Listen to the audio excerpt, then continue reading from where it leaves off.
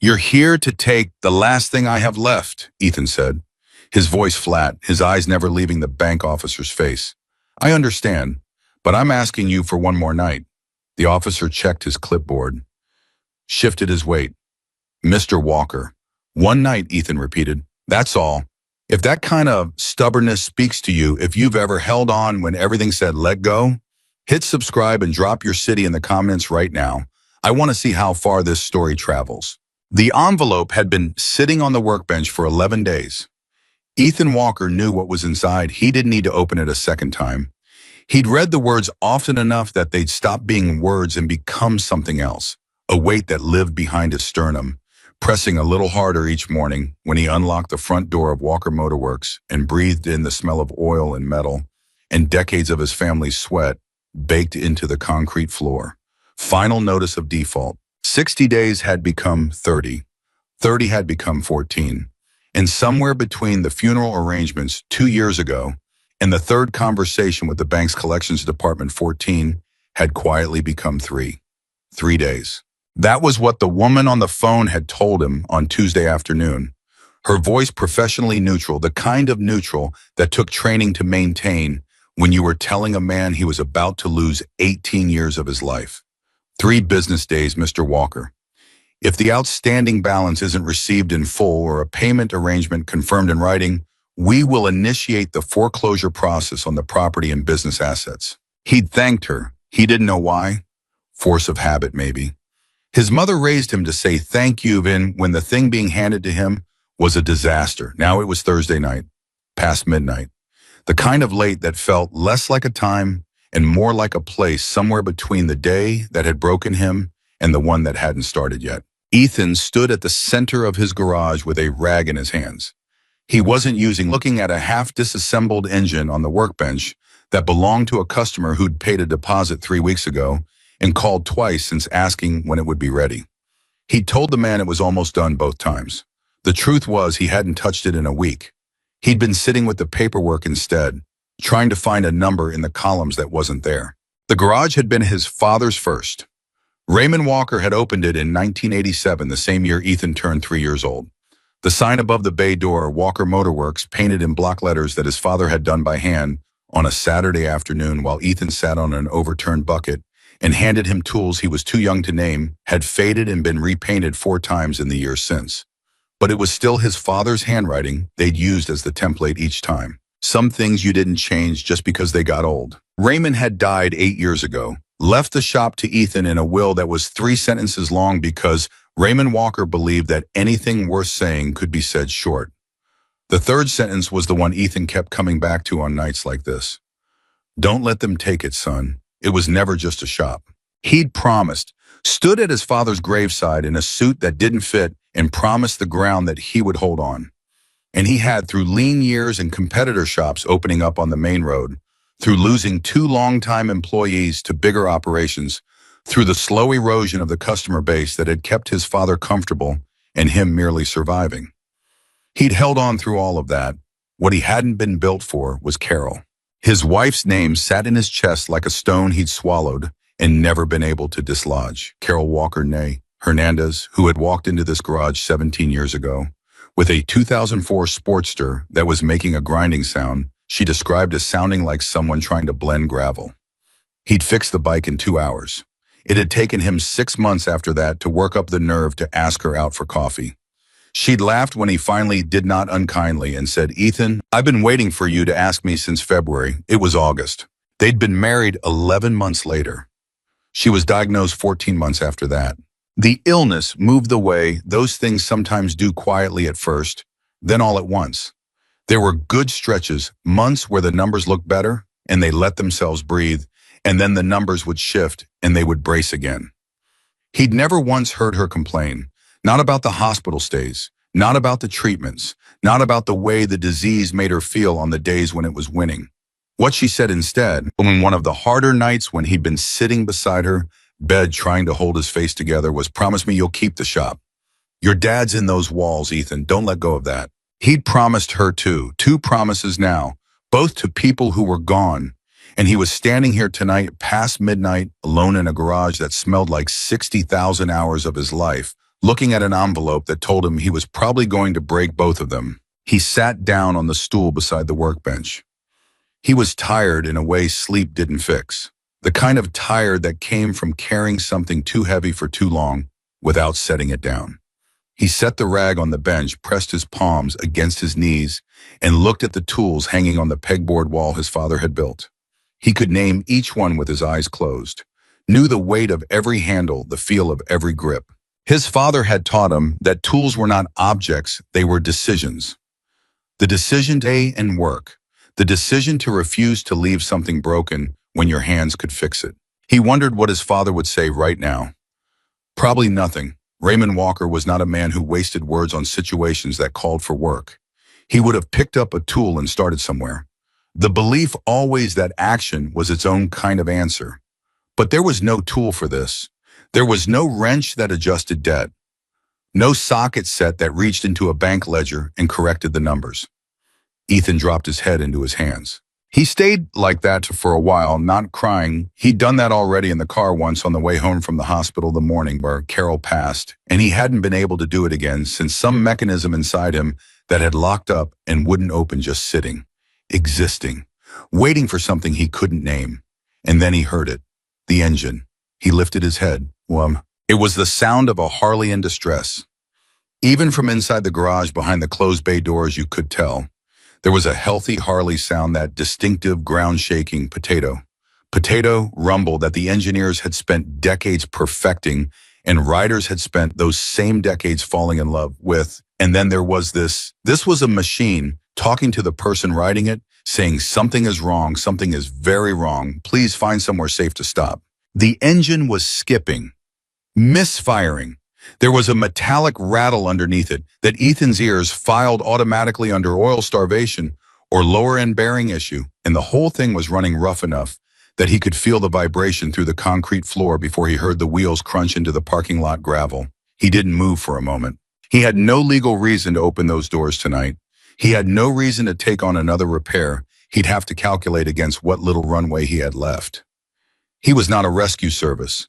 He was a man who was 3 days away from losing everything he'd ever worked for. He heard the engine cut, silence, then boots on gravel. A knock on the side door, not the big bay door, but the smaller entry door to the left, the one that had a handwritten sign his father had taped there in 1992 that said, "Ring bell or knock loud, I'm probably under something." The sign had yellowed, the tape had been replaced twice, but it was still there. Ethan got up. I wasn't sure why. He would think about that later. Why he got up instead of staying on the stool, why his legs moved him toward the door instead of away from it. He didn't have a good answer for it then, and he wouldn't have one later. Some things you do because something in you knows to do them before your brain has finished the argument. He opened the door. The man standing outside was somewhere in his mid-60s, barrel-chested and broad-shouldered, in the way of someone who had been physically powerful once and still carried the architecture of that, though time had softened the edges. His beard was gray-blonde, thick and untrimmed, the kind of beard that had stopped being a style choice years ago and just become part of the man's face. His eyes were light blue or gray. It was hard to tell in the overhead light above the door, and they were exhausted. Not road-tired, the kind of exhausted that came from something heavier than miles. I was wearing a leather vest over a long-sleeved thermal shirt, and the vest had patches on it that Ethan recognized the way you recognize certain flags, not as decoration, but as identity, as statement, as something that meant this man had made choices about who he belonged to and had stood behind those choices for a long time. He wasn't wearing a helmet. His hair was pressed flat on one side from the wind. "You the mechanic," the man said. His voice was low, rough at the edges, like it had been used hard for many years. "I am," Ethan said. "Shop's closed," the man said. It wasn't a question. He was stating what he could see. "I know, I saw the lights and I thought," he stopped. Looked back at the parking lot, at the Harley sitting there, then back at Ethan. "I don't have a lot of options right now." Ethan looked past him at the motorcycle. Even in the dim lot, he could see the oil sheen on the lower engine case, could see the front suspension sitting wrong, the fork was uneven, one leg slightly compressed in a way it shouldn't be at rest. The bike was old, but it was a good machine, or it had been. Right now, it was hurting. "What happened to her?" Ethan said. The man exhaled. Started going rough about 80 miles back. I thought I could push through to the next town, but the shaking got worse, and then I smelled the oil and I pulled off. Found this place on my phone. He paused. I've been riding for 30 years. I know what that smell means. Yeah, Ethan said. So do I.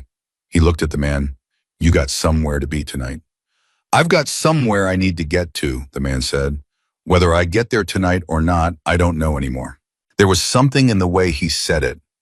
Not self-pity, just the simple statement of a man recalibrating around a new obstacle, the way people do when they've recalibrated before and learned not to panic. Come around to the bay, Ethan said. Let's get a look at her. The man's name was Ryan Cole. He told Ethan that while Ethan rolled the Harley inside the garage and got it up on the lift. Ryan said it the way people introduce themselves when they're too tired for small talk. Just the name offer flatly, like a piece of identification rather than a beginning of anything. Ethan Walker, Ethan said, and went to work. What he found under there was not good news. The primary chain tensioner had been failing for some time longer than Ryan probably knew based on the wear pattern. It had finally let go enough to cause the misfiring. The oil leak was coming from the primary chain case gasket, which had given up in sympathy, and the front suspension issue was a failed seal on the left fork that had been leaking slowly until the oil level dropped to the point where the damping was compromised. None of it was catastrophic. None of it was quick. Ethan straightened up and looked at Ryan, who had pulled a stool from beside the far wall and was sitting on it with his forearms on his knees watching. Give it to me straight, Ryan said. It's a few hours of work, Ethan said. The tensioner and gasket are the priority. Those are your running problems. The fork seal is serious, but the bike won't fall apart tonight if we address the others first. He paused. I'll need to source a couple of parts. I may have what I need in the back. Let me look. How much? Ryan said. Ethan named a number. It wasn't inflated. It was what it was. Ryan reached into the inside pocket of his vest. He pulled out a wallet that was folded, leather-creased, and worn at the corners. He opened it, looked inside.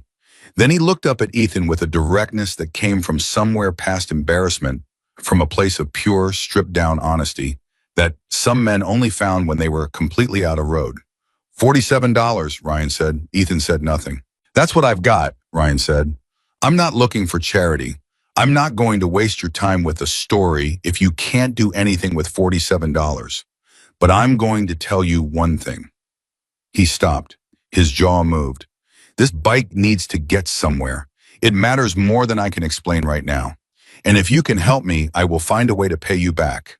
I don't know how, but I will. Ethan looked at the man. He looked at the Harley on the lift. I thought about the envelope on the workbench. He thought about his father's hands on the same floor showing him how to rebuild an engine when Ethan was 9 years old and his hands were too small to hold the tools properly. And his father had wrapped his big hands around Ethan's small ones and guided them and said, not for the last time, son, a mechanic is not measured by how much he charges. He's measured by how many broken things he refuses to leave broken. Put your wallet away, Ethan said. Ryan looked at him. Put it away, Ethan said again. Let me get the parts. I went to the back storage room and started pulling components. He had most of what he needed. The tensioner he'd have to fabricate. He had the raw stock and the machinery to do it. His father had been the kind of man who'd believed that if you could machine a part rather than buy one, you understood the machine better for it, and he'd passed that philosophy down like a trade secret. When he came back out with his arms full, Ryan was standing beside the lift looking at the Harley, not looking at it the way a man looks at his own vehicle. Something else, something more careful than that. Tell me about the bike, Ethan said, setting the parts down and reaching for a wrench.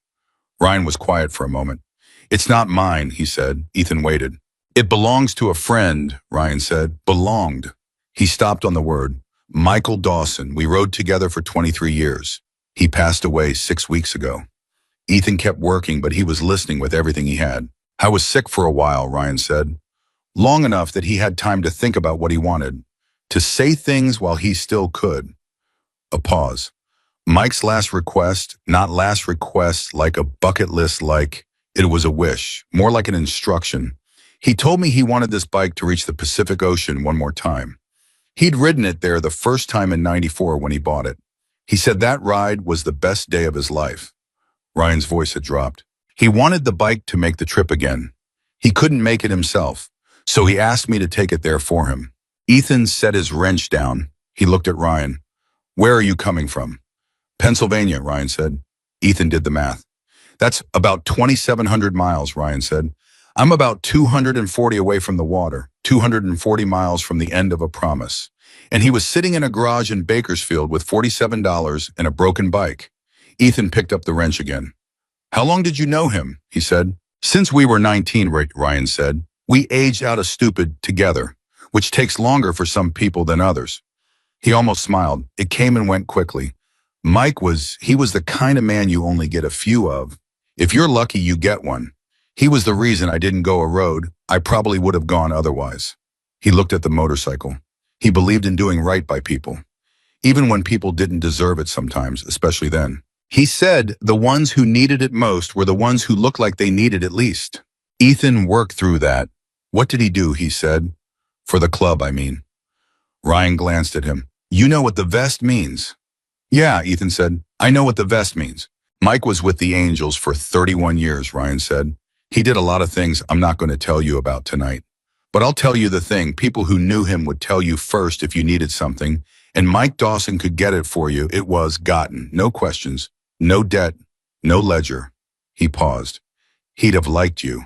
Ethan didn't say anything to that for a moment. He was focused on the engine casing, but something about those words had gotten into his chest and was sitting there. Why, he said finally. Because you opened the door, Ryan said. They worked, Ethan working. Ryan watching and occasionally handing him something when asked through the small hours of the morning. The garage was quiet in the way that only garages at 2 a.m. are quiet. The outside world completely gone. The work itself becoming the entire universe. Ethan had always loved that specific silence. It was the silence that had gotten him through the hardest months after Carol died. The months when the house felt like a place someone had left and never come back to. He would drive to the shop at hours when no one expected him and work on whatever was there to be worked on, and the noise of engines and the smell of metal would hold him together until morning. He told Ryan some of that, not all of it, but some.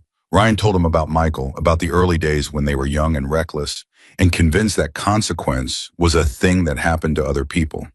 About the way Mike had slowly become something different from what he'd started, is not softer exactly, but more deliberate, more intentional about the things he chose to stand for. He used to say, Ryan told him around 3 a.m. while Ethan was measuring the machine part against the original drawing he'd made, that the world didn't owe you anything. But that wasn't an excuse not to give. It was the reason to give, because nobody was going to hand you the chance to be decent. You had to make that yourself. Ethan looked up from the drawing. That's a thing worth saying, he said. He had a lot of them, Ryan said. I've been trying to remember them all since he died. I'm afraid I'm going to forget them. You won't, Ethan said. The ones that matter stay. He went back to work. At 4:17 in the morning, he installed the machine tensioner. At 5:03, he finished the gasket replacement and torqued the case bolts to spec. At 5:41, he completed the fork seal and bled the system. He checked his work twice the way his father had taught him, because a good mechanic checked twice, not because he doubted himself, but because the machine deserved the respect of being certain. He lowered the lift, handed Ryan the key. Start her up, he said. Ryan looked at him for a moment, a long measuring look, the kind that said a man was deciding something. And then he swung his leg over the seat, the way someone does when they've been doing it for decades, when it's as natural as standing up from a chair, and he turned the key and pressed the start button. The Harley caught on the first try. The sound filled the garage the way it was supposed to, even full that deep, unhurried rumble that meant everything inside was talking to everything else inside the way it was supposed to. Not a machine in distress, a machine alive.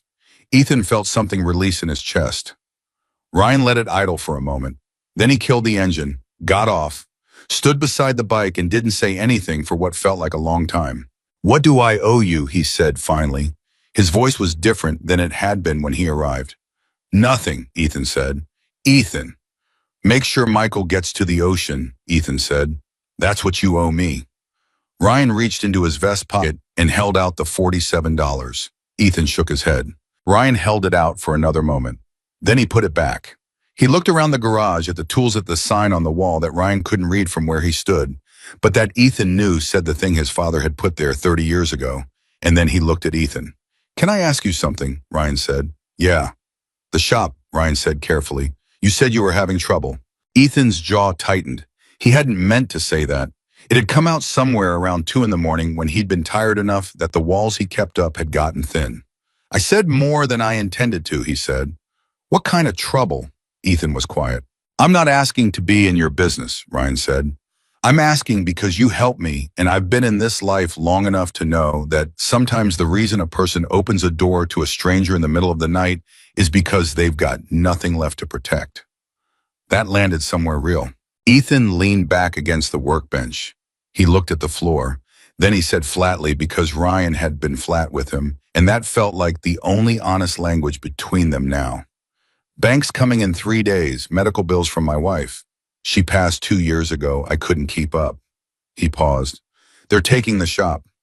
Ryan said nothing for a moment. I'm sorry about your wife, he said. And it wasn't the reflexive thing people said. It came from somewhere that sounded like he meant it as completely as a person could mean 4 words. Thank you, Ethan said. Ryan nodded slowly. He put his hand on the seat of the Harley. He looked at Ethan one more time, and there was something moving behind his eyes that Ethan couldn't fully read, something that looked like a decision being made. Get some sleep, Ryan said. You've been on your feet all night. So have you? Ethan said. Yeah, Ryan said, but I'm used to it. He rolled the Harley toward the bay door. Ethan hit the button, and the door rose. The early morning air came in still dark outside, but the quality of it was different from midnight dark, the darkness before light rather than after. And somewhere on the horizon there was the barest suggestion of gray. Ryan walked the bike out, stood beside it, looked back at Ethan one more time. Walker Motor Work, he said, almost to himself. Your family built this. My father, Ethan said. Ryan nodded. Good place, he said. Good man. He started the bike. The sound carried clean and even out into the empty highway morning. And then he was gone, the taillight diminishing down the road, the sound fading until it was just Ethan and the garage and the silence it left behind. Ethan stood in the bay door for a long moment. Then he went back inside. He sat on the stool. He looked at the envelope on the workbench. He looked at the tools on the wall. He put his elbows on his knees and his face in his hands. I didn't pray. He wasn't sure anymore who he'd be praying to or whether that kind of thing had any reach in the direction of his particular problems. What he did instead was something quieter, a kind of acknowledgement directed at nothing and no one specific that he had done the right thing tonight. Whatever else happened in the next 3 days, he had done the right thing. He was still sitting there when the sun came up and turned the garage floor gold. I had no way of knowing that somewhere on the highway heading west, Ryan Cole had already made a phone call. And the person on the other end of that call was making another. And the one after that was making one more. Ethan slept 2 hours. That was all his body allowed before it pulled him back up to the surface. Been doing 2 years, that 2-hour window of actual unconsciousness, followed by whatever the other 6 hours were supposed to be, that gray country between sleep and waking, where everything unresolved came back to sit on his chest and wait. He lay on the cot he kept in the back room for nights when he worked too late to drive home. He stared at the ceiling. He could still smell the oil from the repair. Could still hear faintly the way the Harley had sounded when it caught that clean, even healthy rumble filling the garage, like the sound of something being given back to itself. He'd done the right thing. He knew that. He also knew that doing the right thing and surviving the next 3 days were 2 different problems, and only one of them responded to knowing. He got up at 7:15, made coffee on the small machine on the shelf above the utility sink, stood with the mug in both hands and looked at the workbench at the customer's engine. He still hadn't finished at the envelope that had been sitting there for 11 days and was now, by his count, 48 hours away from becoming irrelevant because the thing it was threatening to take would already be gone. His phone showed no missed calls and hadn't expected any. There was no one left to call. His sister in Phoenix knew the situation and had offered twice to help, and he'd turned her down twice, not from pride exactly, but from the understanding that what she could offer would delay the problem by weeks at best and create a different problem between them that would last much longer. His accountant had exhausted her suggestions 4 months ago and now communicated with him in the specific silence of a professional who had no more professional things to say.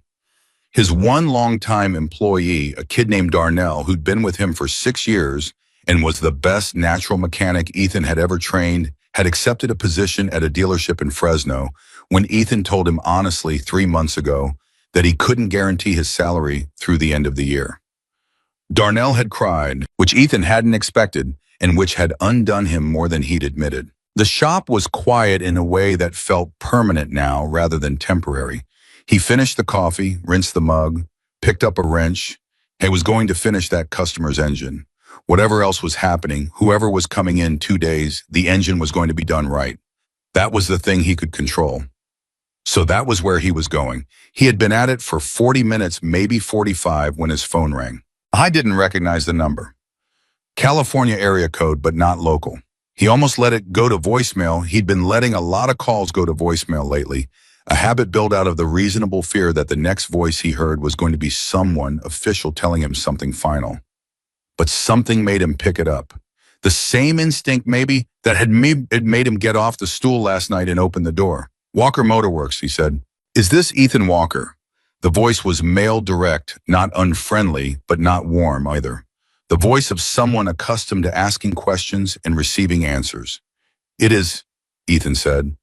"My name is Marcus Reed," the man said. "I got your number from Ryan Cole." Ethan set the wrench down slowly. "Okay," he said. "Ryan called me this morning," Marcus said. "Early. He told me what happened last night." Ethan leaned against the workbench.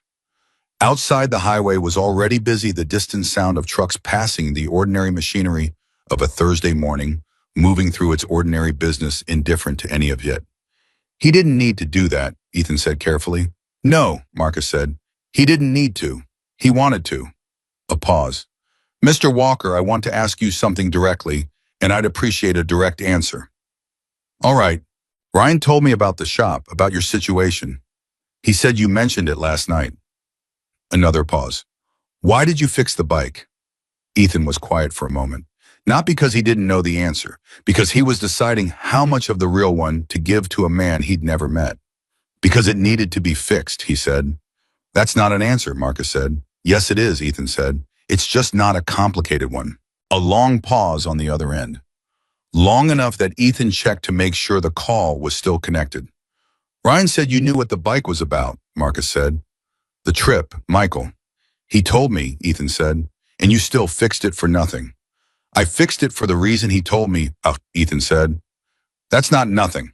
Another pause. This one felt different, like something being weighed. "Mr. Walker," Marcus said, "I'd like to come see you today if that works." Ethan straightened.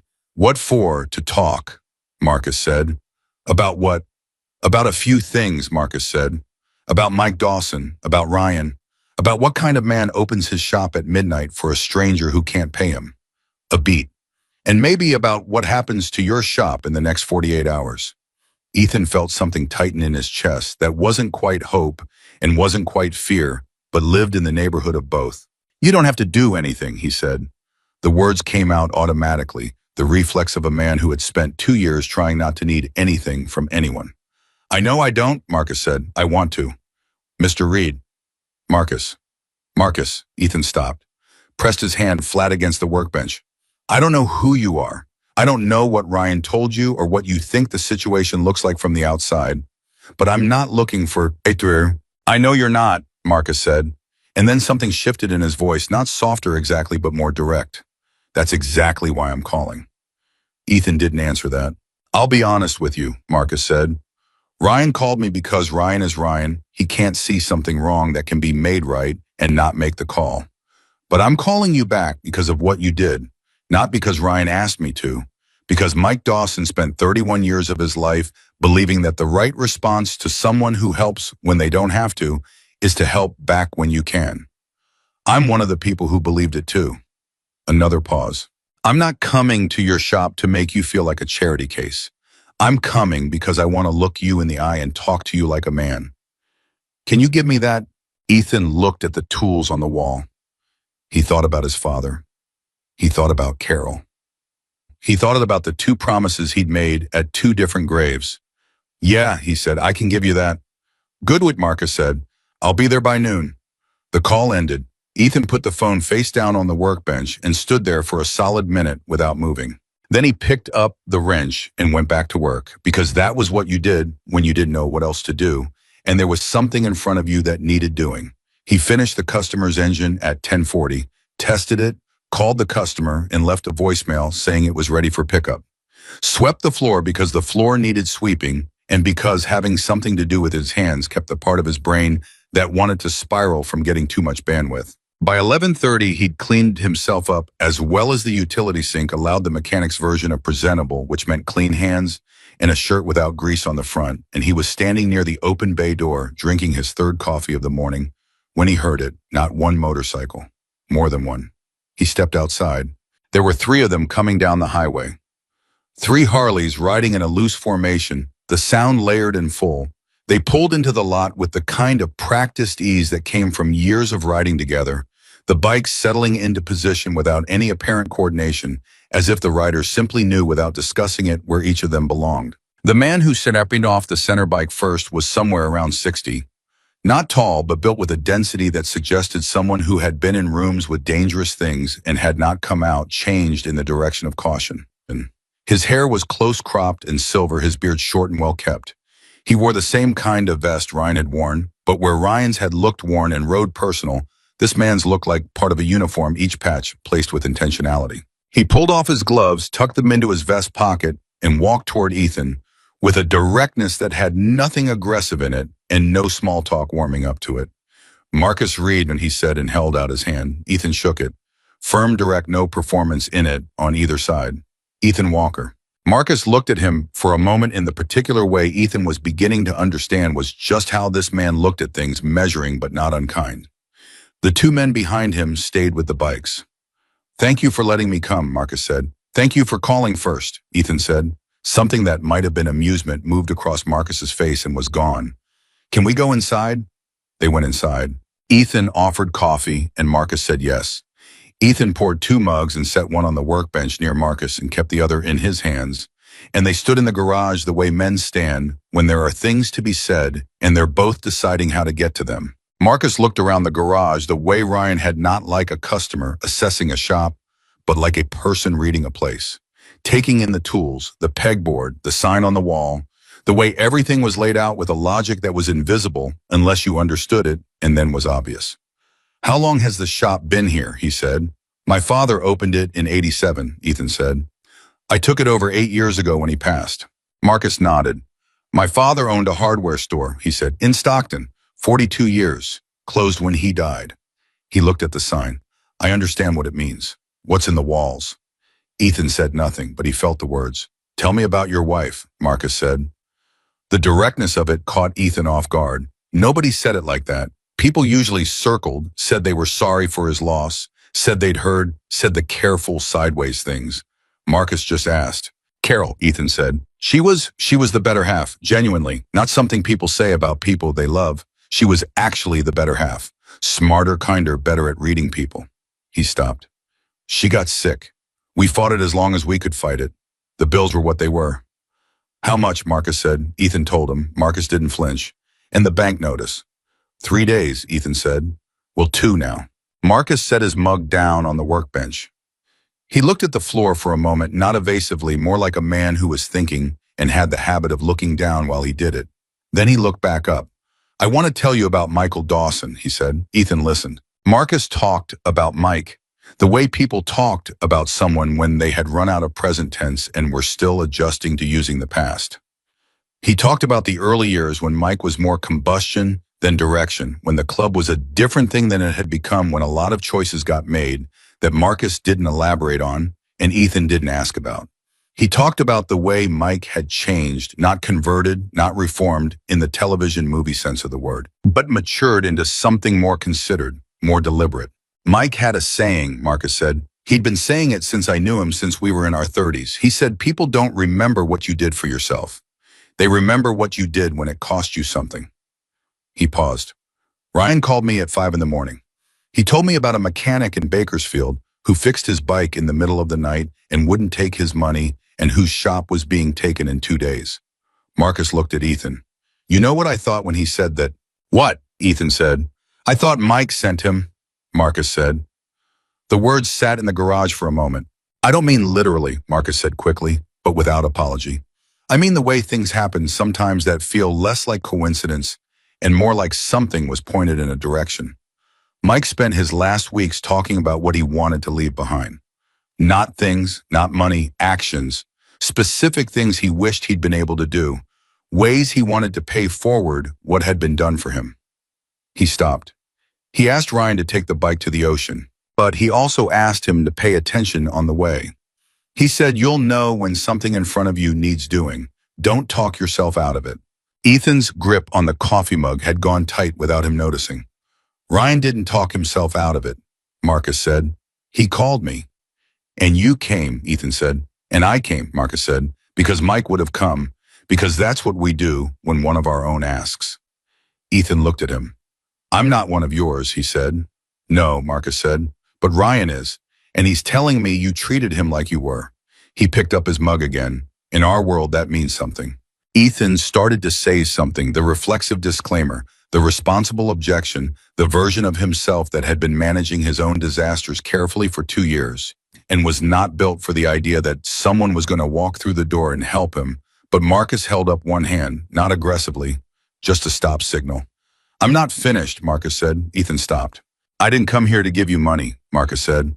"I want to be clear about that because I imagine that's what you're already preparing to refuse, and I need you to hear what I'm actually saying before you respond to the version of it you've invented." Ethan said nothing. "What I'm proposing," Marcus said, "is different, and I need you to hear all of it before you react." He set the mug down again. "There are people I know, a lot of people, men and women who have been coming through shops like this one for 30, 40 years. People who ride and need their machines maintained by someone they can trust. Someone who doesn't pad invoices. Someone who calls them when they find something that needs fixing instead of fixing it without asking and billing them for it." He looked at Ethan. "You know what I'm describing?" "Yeah," Ethan said, "I know. Those people have been using dealers for years because shops like this one disappeared," Marcus said. "Not because they wanted to, because they had to." He picked up his coffee. "I'm not talking about charity. I'm not talking about a loan. I'm talking about a business conversation between two men who both understand what it means to do something with integrity and would like to see that thing survive." Ethan looked at him for a long time. "You came here," Ethan said slowly, "to 2 days before my bank forecloses." "Yes. Based on a phone call from a man you know who stopped here at midnight with a broken bike." "Yes. And you want to have a business conversation." "I want to start one," Marcus said. "I'm not asking you to decide anything today. I'm asking you to hear me." Ethan put his mug down. He pressed both hands flat on the workbench and looked at the floor and breathed once slowly the way he taught himself to breathe, when everything in him was trying to move too fast in too many directions at once. "You're going to have to give me a minute," he said. "Take all the time you need," Marcus said. Ethan took 2 minutes. He stood at the bay door and looked at the highway without seeing it and let the internal noise settle into something manageable, and thought about what his father would say and what Carol would say and what the version of himself he'd been trying to be for 18 years would say. His father would have shaken Marcus's hand and said, "Let's talk." Carol would have said, "Ethan, stop trying to lose on principle and let someone help you win for once." He turned around. "Tell me what you're thinking," he said. Marcus told him. It took 40 minutes. Marcus talked, and Ethan listened and occasionally asked questions, sharp, specific questions about numbers and terms and expectations. The questions of a man who had run a business long enough to know which details mattered and which ones were the surface of something else. And Marcus answered each one directly and without decoration. The proposal was real. It was structured. It was not a rescue dressed up as a business deal. It was a business deal that would also function as a rescue, which was a different thing because it had to work as the first to justify being the second. And then Marcus said the thing that stopped Ethan cold. "There's one more piece," he said. Ethan waited. "Ryan called me this morning," Marcus said. "I'm not the only call he made." Ethan felt something shift. "He called the chapter," Marcus said, "and they talked to other chapters." He paused. "Mike Dawson was known Ethan, not just locally. He rode with people from here to the Atlantic for 30 years. And people who knew him when they heard the story of what happened last night in his name, so to speak." He stopped, looked at Ethan very directly. "I want you to be prepared." "For what?" Ethan said. "For tomorrow," Marcus said. What happens tomorrow? Marcus looked at him for a moment. Something in his expression that was serious, and also underneath it, something that looked like a man watching something earn itself. People are going to want to come, he said. Not everyone, but enough. Ethan stared at him. To do what? To stand here, Marcus said simply. That's all, just to stand here. The garage was very quiet.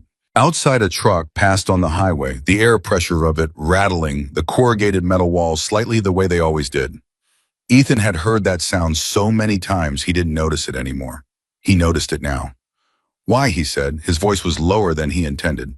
Because someone did something good in the dark when no one was watching, Marcus said, and the world doesn't have enough of that. And when people who understand that find it, they want to be near it.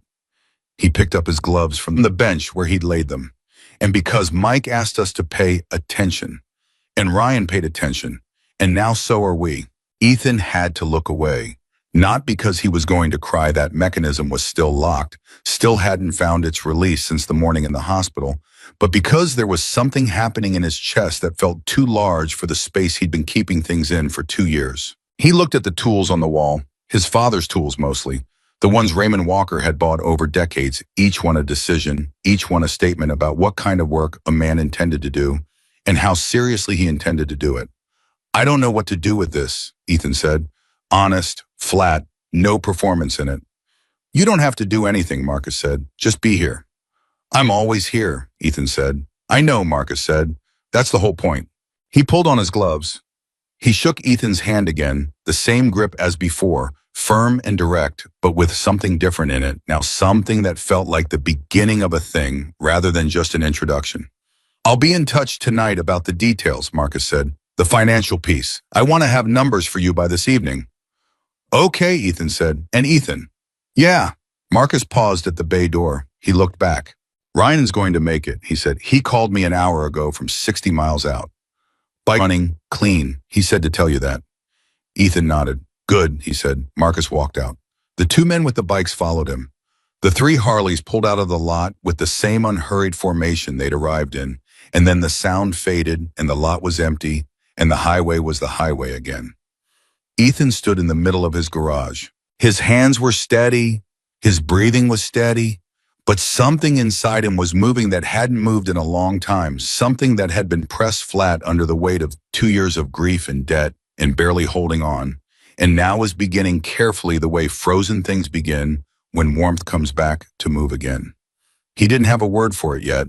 He went to the workbench. He picked up his phone. He looked at his sister's number for a long moment. Then he put the phone back down. Not yet. Not until he had something to tell her that wasn't just more uncertainty. She deserved more than more uncertainty. He picked up a wrench instead.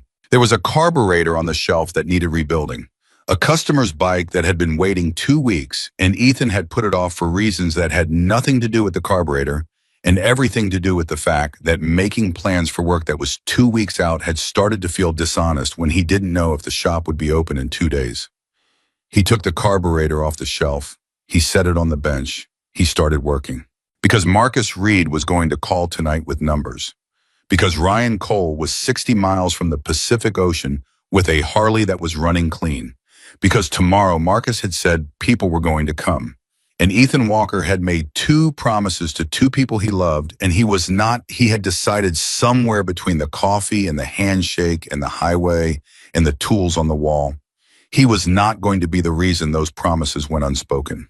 He worked until the light changed, until the afternoon had moved through itself and started becoming evening, until the carburetor was done and cleaned and tested, and the shop floor was swept again, and the workbench was clear except for the envelope, which was still sitting exactly where it had been for 11 days.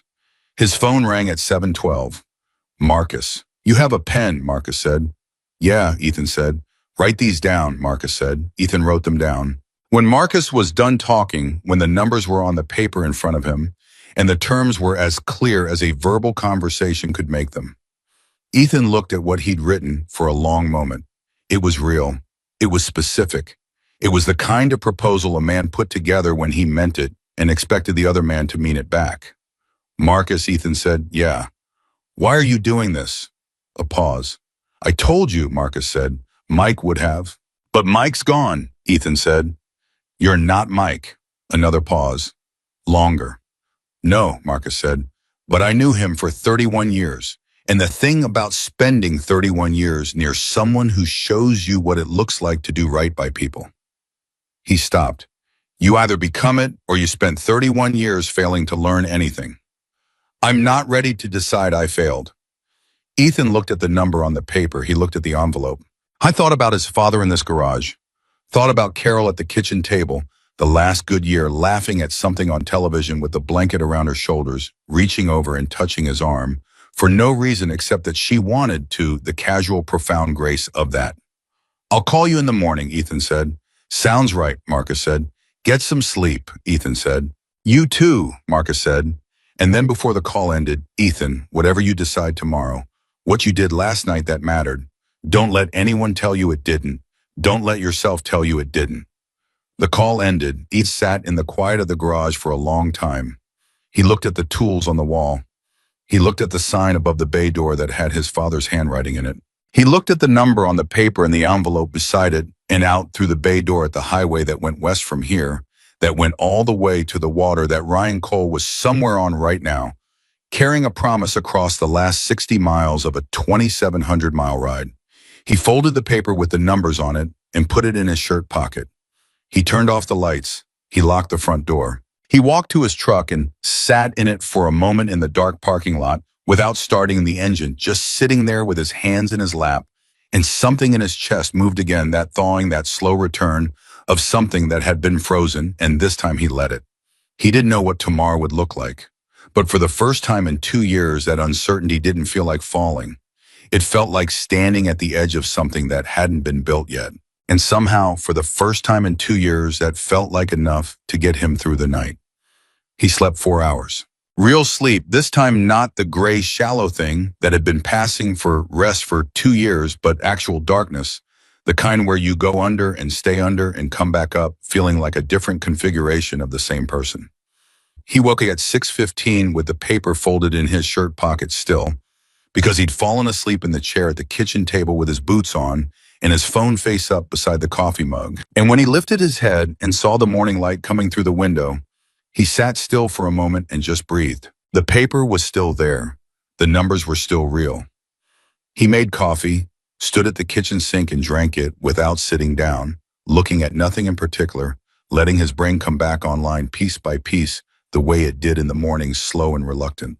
The house was quiet, the way it had been quiet for 2 years. Not peaceful quiet, but empty quiet. The kind that had a shape to it, the shape of a person who used to be there and wasn't anymore. He thought about Carol. I thought about her the way he'd been trying to think about her lately. Not the last months, not the hospital, not the weight of that, but the earlier years. The way she'd made coffee in the mornings always too strong. And when he mentioned it, she'd say that weak coffee was a character flaw, and she didn't have time for character flaws before 8 a.m. The way she'd come to the shop on Saturday afternoon sometimes and sit on the stool near the workbench and talk to him while he worked, not needing him to respond constantly, comfortable with the rhythm of conversation that made room for the work. She'd understood the shop the way she understood most things about him completely and without requiring explanation. She would have known what to do about Marcus Reed's proposal by now. She would have looked at it once and said yes or no and explained the reasoning in about 4 sentences, and the reasoning would have been right. He finished the coffee, rinsed the mug, looked at the paper one more time. Then he called Marcus, 7:03 in the morning. Marcus answered on the second ring, which told Ethan that Marcus had also been awake for a while. You've got an answer, Marcus said. It wasn't a question. I've got questions first, Ethan said. Go ahead. Ethan asked them 4 specific questions about the structure of the arrangement, about what Marcus's people expected from the partnership, about the timeline for the financial piece, and what happened if the bank moved before it could be arranged. He asked them the way he'd been asking questions about engines for 30 years methodically without apology, one at a time, waiting for the full answer before moving to the next. Marcus answered each one, directly, specifically, without hedging. The answer to the bank timeline question was the one Ethan needed most. Marcus had already spoken to his lawyer the previous evening. There was a mechanism, a formal letter of intent from an investing partner that could be presented to the bank that morning to pause the foreclosure process while the formal agreement was arranged. It wasn't unusual. Banks preferred workout arrangements to foreclosures, less paperwork, less liability. The letter could be at the bank by 10 a.m. if Ethan said yes. Ethan held the phone and looked out the kitchen window at the empty driveway. You already called your lawyer, Ethan said. Last night, Marcus said, before I'd given you an answer. Yes. That's a confident move, Ethan said. I've been doing this a long time, Marcus said. I had a feeling about you. Ethan was quiet for a moment. What kind of feeling? The kind I had about Mike Dawson, Marcus said. When I met him in 1989, and he was the most aggravating, principled, stubborn man I'd ever argued with, and I knew inside of about 40 minutes that I was going to know him for the rest of my life. Ethan looked at the paper with the numbers on it. I thought about his father. He thought about Carol. He thought about Ryan Cole on a highway somewhere west of here, 240 miles from the water, or less now, maybe much less, maybe already there. Yes, Ethan said. A pause on Marcus's end. Brief. Good, Marcus said. And in the single word, there was something that was not quite relief, but was adjacent to it. I'll have the letter at the bank by 9:30. I'll send you a copy. Marcus, Ethan said. Yeah, thank you. Don't thank me yet, Marcus said. There's one more thing I should have told you last night. I meant to. I got focused on the numbers and I let it go, and I shouldn't have. Ethan felt a small hitch of alarm that came with those words, that particular sequence. One more thing that in his experience never preceded something small. What is it, he said. When Ryan called yesterday morning, Marcus said, he didn't just call me. I told you that. He called the chapter, and the chapter made some calls. You said people might want to come, Ethan said slowly. You said to be prepared. I said that, Marcus said. I want to be more specific now that I know it's happening. How many people, Ethan said, a pause. I don't know exactly, Marcus said. It started with our chapter. Then it went to Sacramento, to Fresno, to San Jose. Mike knew people in LA too. He rode with the Southern chapters for years. And there are independent writers, people who aren't club, but who knew Mike or who heard the story, and he stopped. Ethan, people respond to this kind of thing. They respond to it because they don't see it often enough. Ethan stood very still. Marcus, he said, when you say you don't know exactly, could be 50, Marcus said. Could be more. I genuinely don't know. People are making their own decisions. That's the thing about word spreading. After a certain point, it doesn't belong to anyone anymore. Ethan sat down at the kitchen table. He had not sat down in the kitchen in the morning in a long time. He usually took his coffee standing or took it to the shop. Sitting at this table in the morning had been a Carol thing. She'd had a whole morning ritual involving the table in the window and a specific mug with a chip in the handle that she refused to throw away. And sitting here without her had felt for 2 years like sitting in someone else's house. It felt different this morning. He didn't have a word for why. Okay, he said. Okay, Marcus said. What time? Ethan said. I told them noon, Marcus said. But Ethan listened to me. Some of them may come earlier. Some of them may already be on the road. Ethan looked at the clock on the kitchen wall. 7:14. I'll be at the shop in 20 minutes, he said. He was there in 15. The shop looked the way it always looked in the early morning. The highway quiet, the lot empty, the sign above the bay door catching the flat early light. He unlocked the front door and went inside and stood in the middle of the garage for a moment just looking at it. The workbench, the tools, the pegboard wall, the lift in the center of the bay floor empty now, just a platform waiting for the next machine that needed attention. He'd spent so many hours in this room that the room was in some significant way part of him. The layout was in his muscle memory. He could navigate it in total darkness, knew exactly how many steps from the workbench to the back wall, knew the specific sound each drawer made when it opened, knew which light flickered for 2 seconds before it committed to staying on. If he'd lost this place, he would have lost something that wasn't just property. He understood that more clearly right now than he ever had. Maybe because for the first time in months, the losing of it felt less inevitable. He swept the floor. He didn't need to. He'd swept it last night, but sweeping gave him something to do with his hands and something to focus on. That wasn't the growing awareness of what was apparently coming down the highway toward him. At 8:40, his phone buzzed. Marcus sending a PDF. The letter of intent from the law firm addressed to the bank, formal and specific, outlining the terms of a pending business investment in Walker Motor Works and requesting a 90-day pause on foreclosure proceedings pending documentation. Ethan read it twice. His name was in it. the shop's name, numbers that matched what Marcus had told him on the phone. It was real.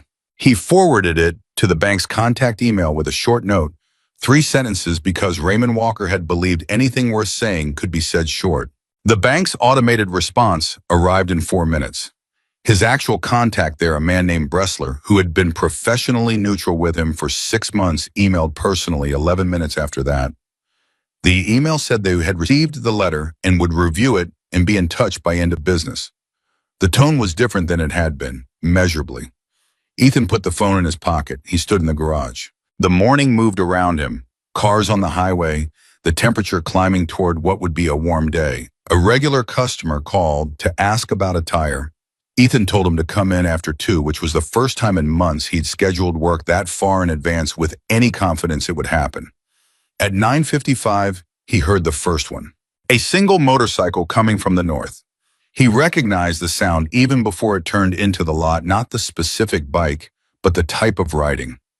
Someone who knew what they were doing, who'd been on roads like this for a long time. The bike pulled into the lot, and the rider cut the engine and sat there for a moment before swinging off. She was in her late 50s, compact and stouty in her movements, with a gray braid down her back and a vest with patches Ethan recognized by now.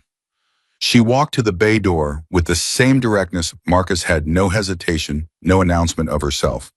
"You, Ethan," she said. "I am," he said. "Sandra," she said.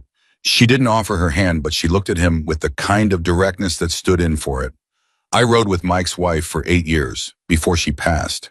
She looked at the shop. He talked about places like this, said they were disappearing, said it was a problem. She looked back at Ethan. "I'm early, I know. I wanted to be." "You want coffee?" Ethan said. "God, yes," Sandra said. He poured her a mug and she leaned against the workbench and drank it, and they talked. Not about the proposal, not about money, about riding, about the roads in Central California, about the way the highway felt different at different hours, how early morning was one thing and noon was another, and dusk was something else entirely, a particular quality of light and loneliness that Sandra described so precisely Ethan could feel it even though he didn't ride. At 10:23, 2 more bikes arrived. At 10:47, 4 more.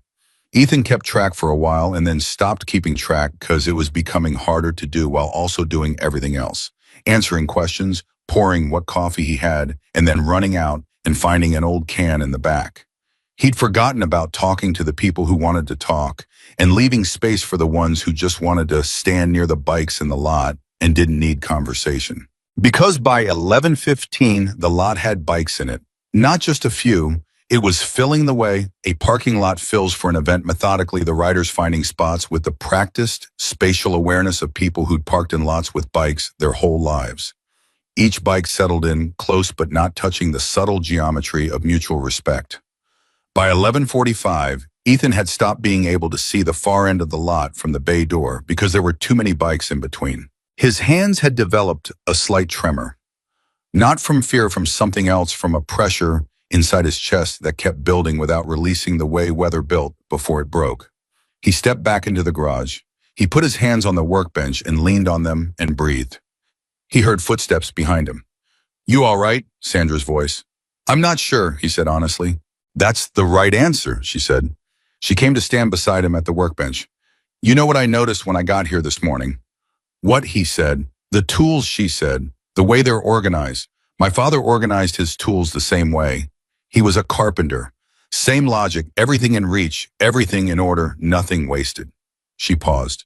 "He said it was respect, that you treat your tools with respect because they're how you do the work, and the work is how you treat people." Ethan looked at the pegboard. "My father said something like that," he said. "Smart men think alike," Sandra said. She finished her coffee. "Go outside, Ethan. They came to see you, not the garage."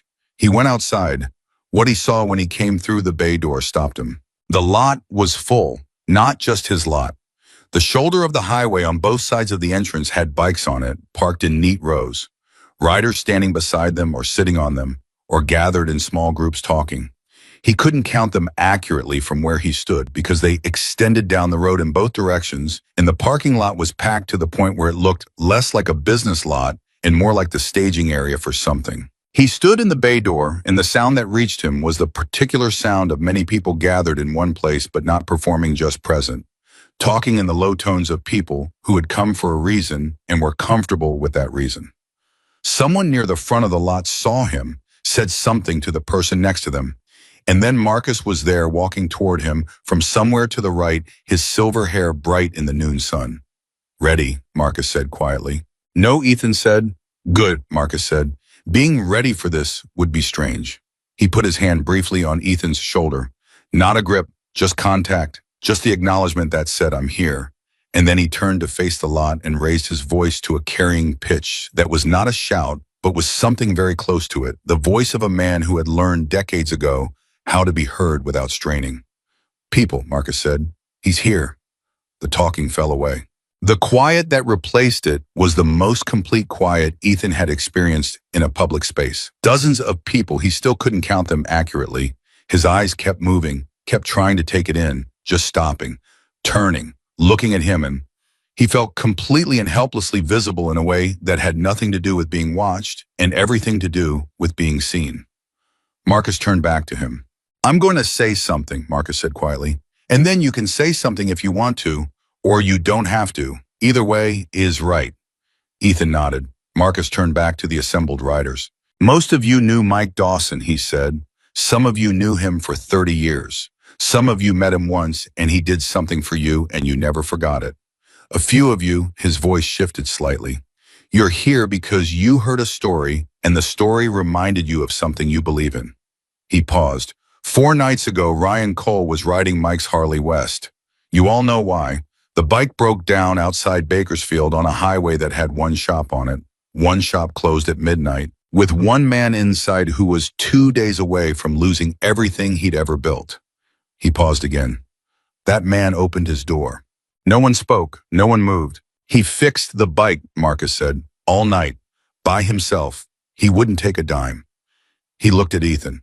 Ryan asked him why, and Ethan told him because someone needed help. Marcus let that sit. That's it.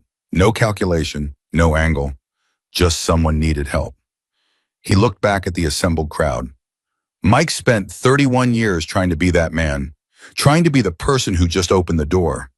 His voice had a quality in it now that Ethan hadn't heard from him before, something underneath the directness, something that was personal and didn't try to disguise itself. "I think he'd be glad Ryan's bike broke down here." The silence held for another moment, and then one of the riders started clapping. Not the performative applause of an audience, something different. Something that started low and built slowly, the sound of people responding to something real, with something equally real. It spread through the lot. It was not loud and it was not brief, and Ethan stood in the bay door and felt it in the same place in his chest where the thawing had been happening. And this time whatever was frozen there moved again harder, and his jaw went tight with the effort of holding his face together. Marcus turned to him. "You don't have to say much," he said quietly. "They don't need a speech. They just want to hear your voice." Ethan stepped forward. He stood at the edge of the lot where the concrete met the gravel and looked at the people assembled there. He didn't know most of them. He didn't know their names or their histories or what had brought each of them specifically to this particular spot on this particular Friday. Some of them were in vests with patches. Some weren't. Some were older than him, some younger. Sandra was near the front, her coffee mug still in her hand, watching him with an expression that was open and steady. He cleared his throat. "I don't have a lot to say," he said. His voice carried. The lot was quiet enough that it carried without him having to push it. "I fixed a motorcycle. That's what I do. That's what my father did in this shop before me." He stopped. Looked at the sign above the bay door for a moment. His father's handwriting, faded and repainted 4 times, still his father's. The man who wrote it here didn't have money, but he had a reason. And the reason was, he stopped again. His throat was doing something. He pushed past it. The reason was that a man he loved had asked him to do something and he was trying to do it. And I think the least you can do for a person trying to keep a promise to someone they have lost is help them keep it.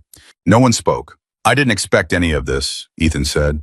"I want to be honest about that. I didn't do what I did because of what came after. I did it because it was the right thing to do. And my father raised me to do the right thing, and my wife would have been ashamed of me if I hadn't." He looked at the ground for a moment and then back up. "I've been trying to hold on to this shop for 2 years. It's been hard. I won't pretend it hasn't. He looked at Marcus. Someone offered me a way forward this week. Someone I'd never met before yesterday. Because someone else I'd never met before Wednesday night told him a story.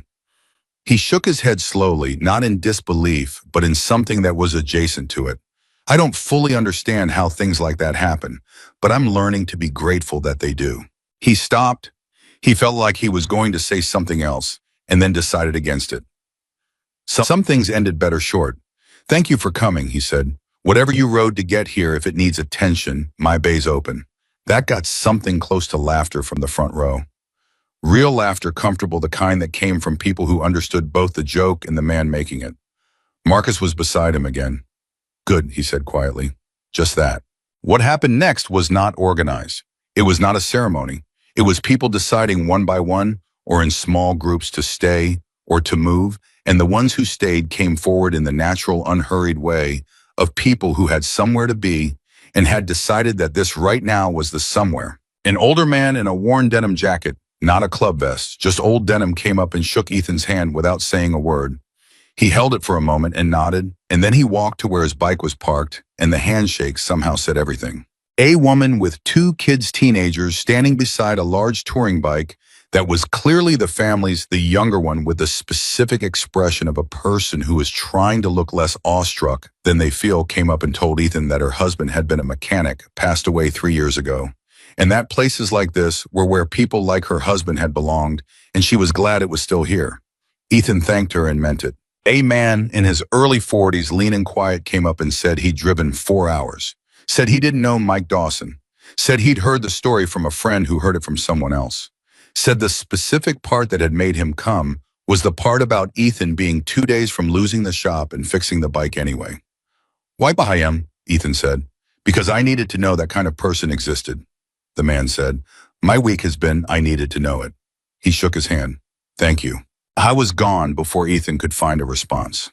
Marcus was moving through the crowd with the practiced ease of someone who had spent decades in rooms where relationships were the primary currency, talking to people, clasping hands and arms, the specific choreography of a man maintaining a community. His phone rang. He looked at it. Number he didn't recognize. Different area code. He answered it because he was answering everything today. Is this Ethan Walker? A woman's voice. Official tone. Yes, he said. I'm calling from Consolidated Valley Bank, she said. I'm the assistant branch manager. I'm calling regarding your account in the letter of intent we received this morning. Ethan moved toward the garage away from the crowd noise. Yes, he said. I've been authorized to let you know that we are pausing the foreclosure proceedings pending review of the investment documentation, she said.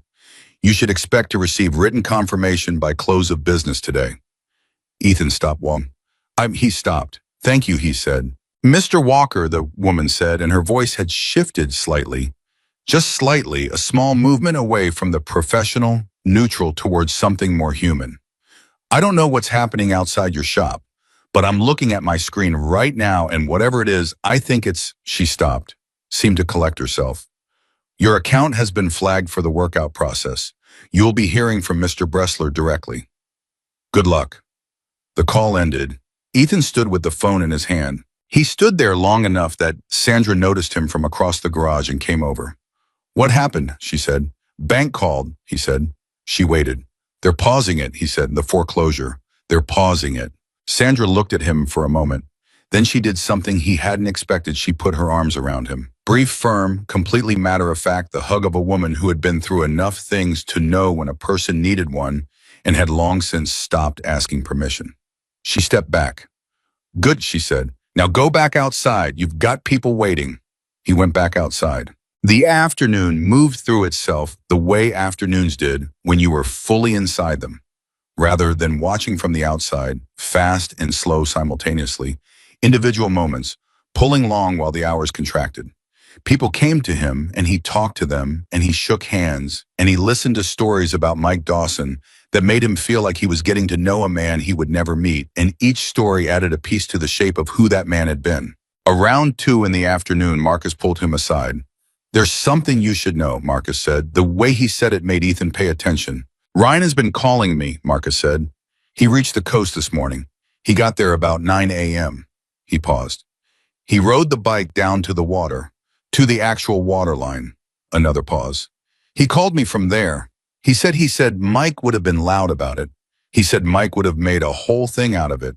Music and noise and the whole production. A faint smile crossed Marcus's face. Ryan just put his boots in the water and stood there for a while. Ethan looked at him. Then he turned around, Marcus said, and he drove back here. Ethan stared. What? He's on his way back, Marcus said. He's about 2 hours out. He wanted to be here. He looked at Ethan. He said he needed to tell you himself. Something moved through Ethan that he didn't try to name. He just nodded. Okay, he said. Okay, Marcus said. He went back to the people. He talked. He listened. He drank more coffee than was reasonable. He shook more hands than he could count. He stood in his garage and watched people who had ridden hundreds of miles. Some of them stand in the lot and talk to each other and look at the shop with the look of people seeing something they recognize. Something that reminded them of a version of the world they thought was getting harder to find. At 4:21 he heard it. He heard it before he saw it.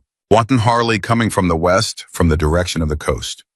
Different from the sound of arrivals, this was the sound of return, the sound of a bike that had been somewhere and come back. The lot went quiet as the bike pulled in. Ryan Cole looked different than he had Wednesday night. Not rested, he'd clearly been on the road since early morning, but something in him was settled in a way that it hadn't been when he arrived with a broken bike and $47, and the specific exhaustion of a man who wasn't sure he was going to be able to keep a promise. He cut the engine, sat on the bike for a moment, looked at the lot, at all the bikes, at all the people at Marcus standing near the bay door at Sandra, with her coffee at the sign above the bay door that said Walker Motor Works in letters that had been repainted 4 times from the same handwriting. Then he found Ethan. He swung off the bike, walked through the lot. People made room without being asked, the instinctive parting of a crowd for something that needs to pass through. He stopped in front of Ethan. He looked at him for a moment without speaking. His eyes were the same gray-blue as Wednesday night, exhausted in the same way, but the weight behind them was different. Something had been put down. He made it, Ryan said. Ethan nodded. All the way to the water, Ryan said. The bike ran the whole way without a single problem. He paused. I stood there for, I don't know how long, long enough. He stopped again. I talked to him. I know it doesn't sound like anything, Ethan said. It sounds right. Ryan looked at the ground, then back up. He would have loved this.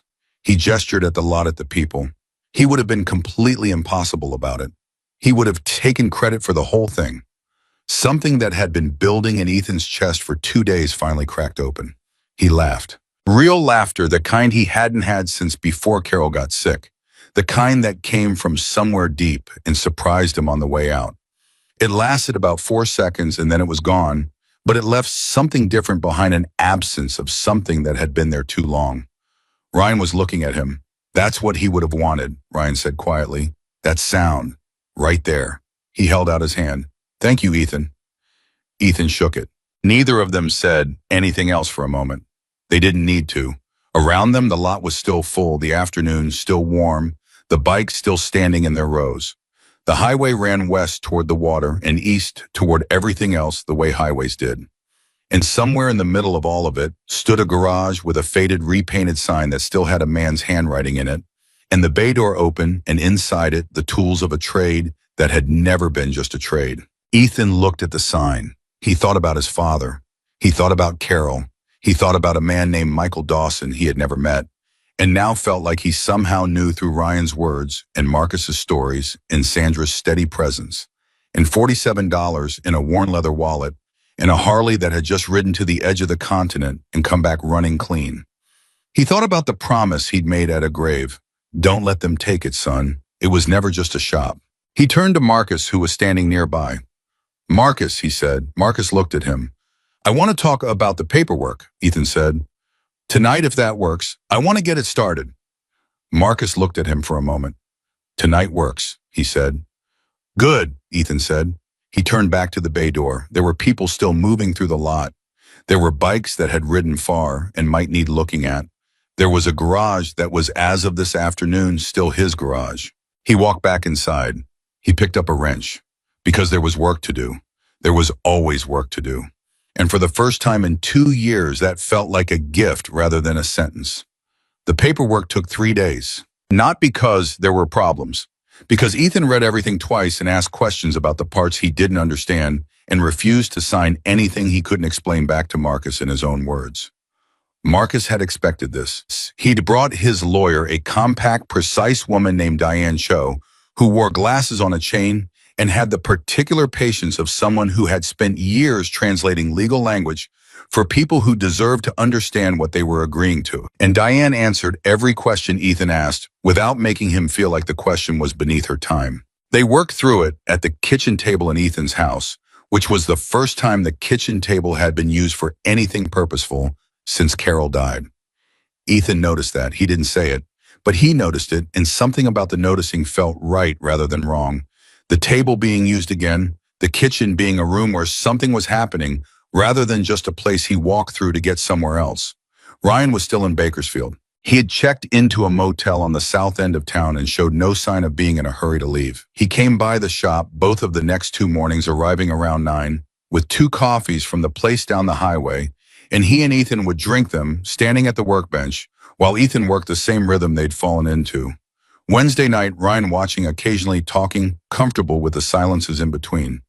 He asked questions about the bikes that came in. Specific questions, knowledgeable ones. He'd ridden for 40 years and knew engines the way a lifetime of paying attention, produced not as a mechanic, but as someone who had learned to listen to machines because his life had occasionally depended on them. On the second morning, Ryan said something that had been sitting in him. "I owe you an apology," he said. Ethan looked up from the carb he was cleaning. "For what?" "For calling Marcus without asking you first," Ryan said. "I made a decision that was yours to make. I should have asked." Ethan was quiet for a moment. He set the carb down. "Why didn't you?" "Because I was afraid you'd say no," Ryan said. "And I was afraid that if you said no, it was because you'd spent so long refusing help that you didn't know how to receive it anymore. And I thought," he stopped, "I thought Mike would have just made the call. He would have said, ask forgiveness, not permission, when the thing you're doing is the right thing." "He would have been right," Ethan said. Ryan looked at him. "You're not angry?" "No," Ethan said. He picked up the carb again. "I'm the opposite of angry." Ryan was quiet. "What's the opposite of angry?" Ethan thought about it. "Grateful," he said. "I think the opposite of angry is grateful." Ryan drank his coffee, said nothing. But something in him settled further the way things settled when an obligation that had been sitting crooked found its level. On the third morning, Ethan signed the papers.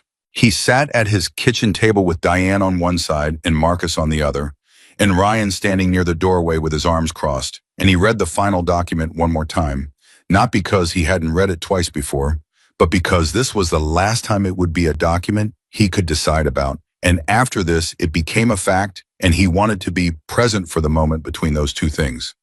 He signed. Diane countersigned. Marcus signed. The date was noted. Marcus put out his hand and Ethan shook it, and the handshake was different from the first one in the garage. It had history in it, now 3 days of sitting across tables and asking hard questions and receiving straight answers. And that changed the weight of a handshake in ways that were real, even if they were invisible. "Now what?" Ethan said. "Now," Marcus said, "we go to work." The bank call came at 10:47 the same morning. Bressler himself, not his assistant. The tone was different from every previous call, professionally warm in a way that professional neutral never was, the warmth of an institution recalibrating around new information. The formal withdrawal of the foreclosure notice would be processed within 48 hours.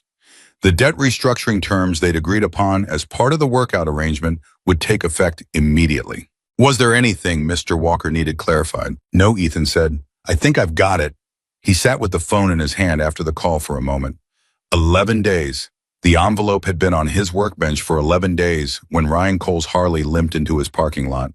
And now the envelope was in the recycling bin under the workbench where he'd put it the morning after Marcus's first visit, because it was the only gesture of finality available to him, and he'd needed to make it, and now the thing it had been threatening was gone. I went to the bay door, stood in it, looked at the lot empty now, except for his truck and a customer's bike he was halfway through servicing.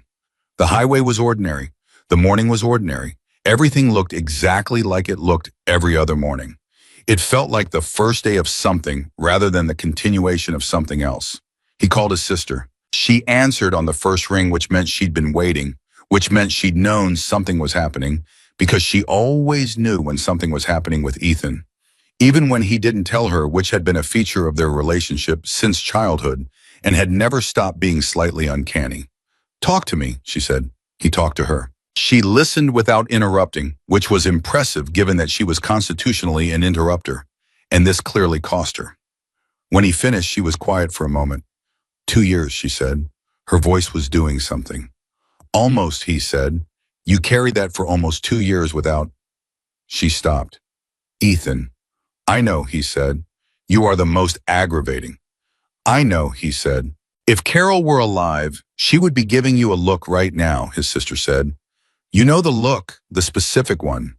"I know the look," he said. "I'm giving you the look through the phone," she said. "I can feel it," he said. She laughed. Then she cried briefly, efficiently, in the way she had of doing emotional things completely and moving through them. Then she said, "Tell me about Marcus Reed. Tell me everything." He told her everything.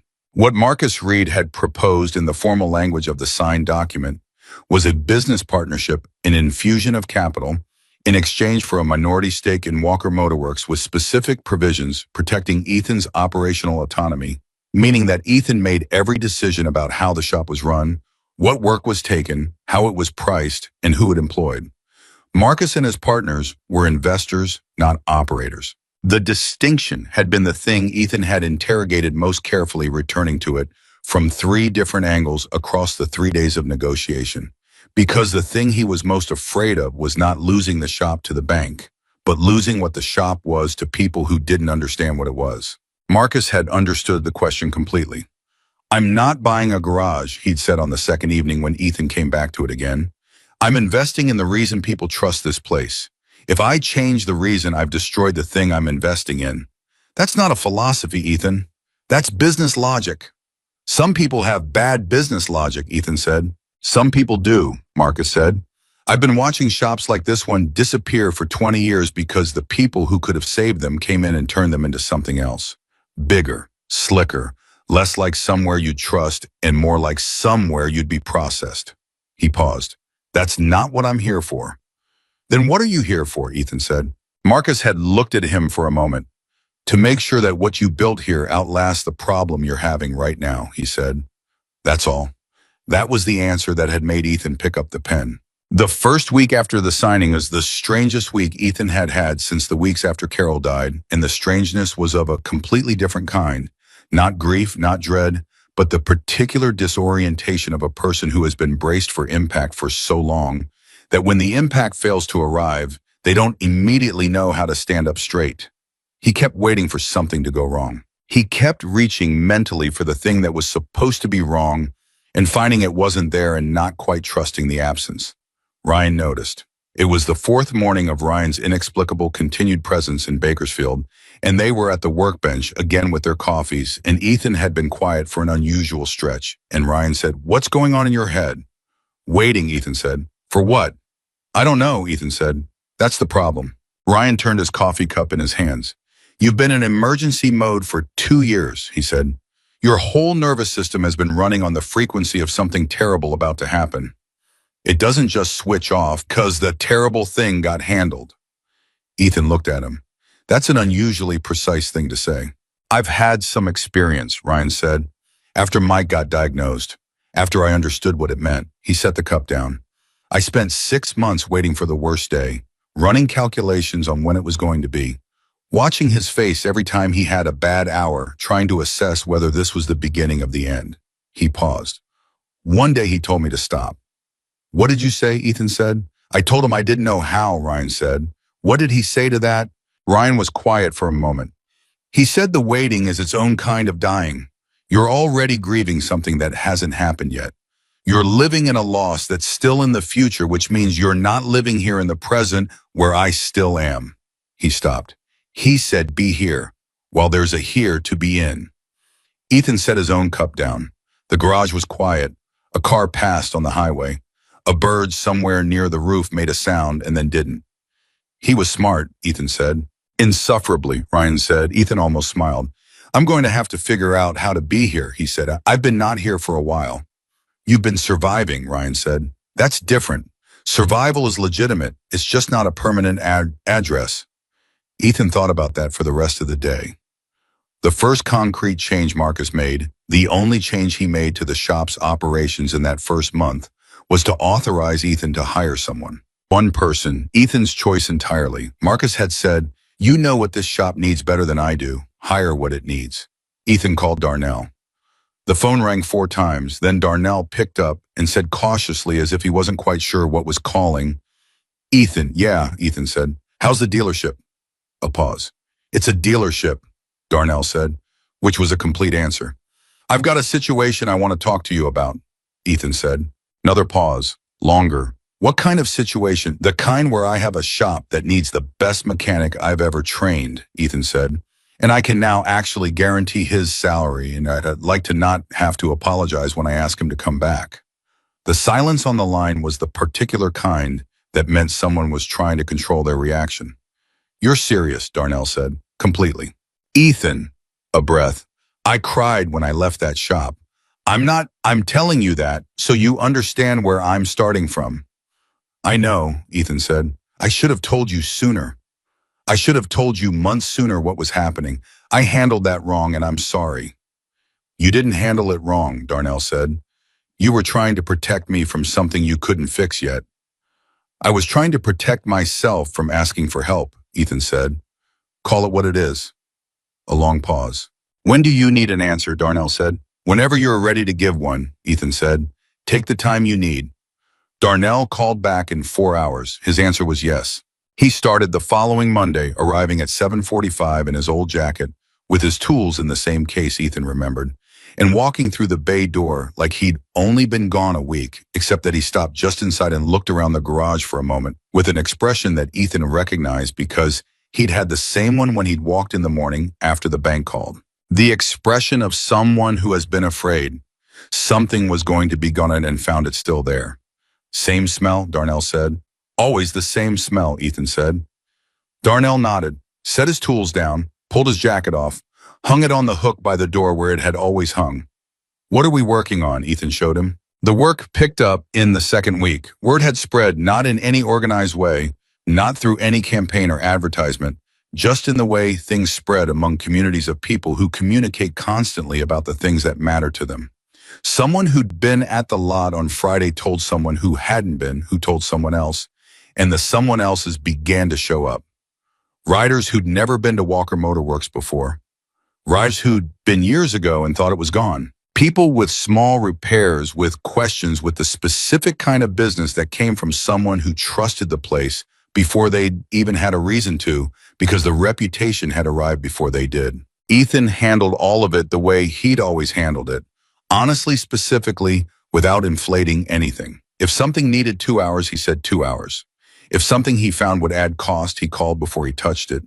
If something wasn't urgent, he said so and let the customer decide.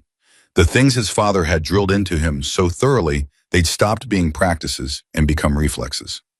Marcus came by the end of the second week. He walked in on a Tuesday afternoon.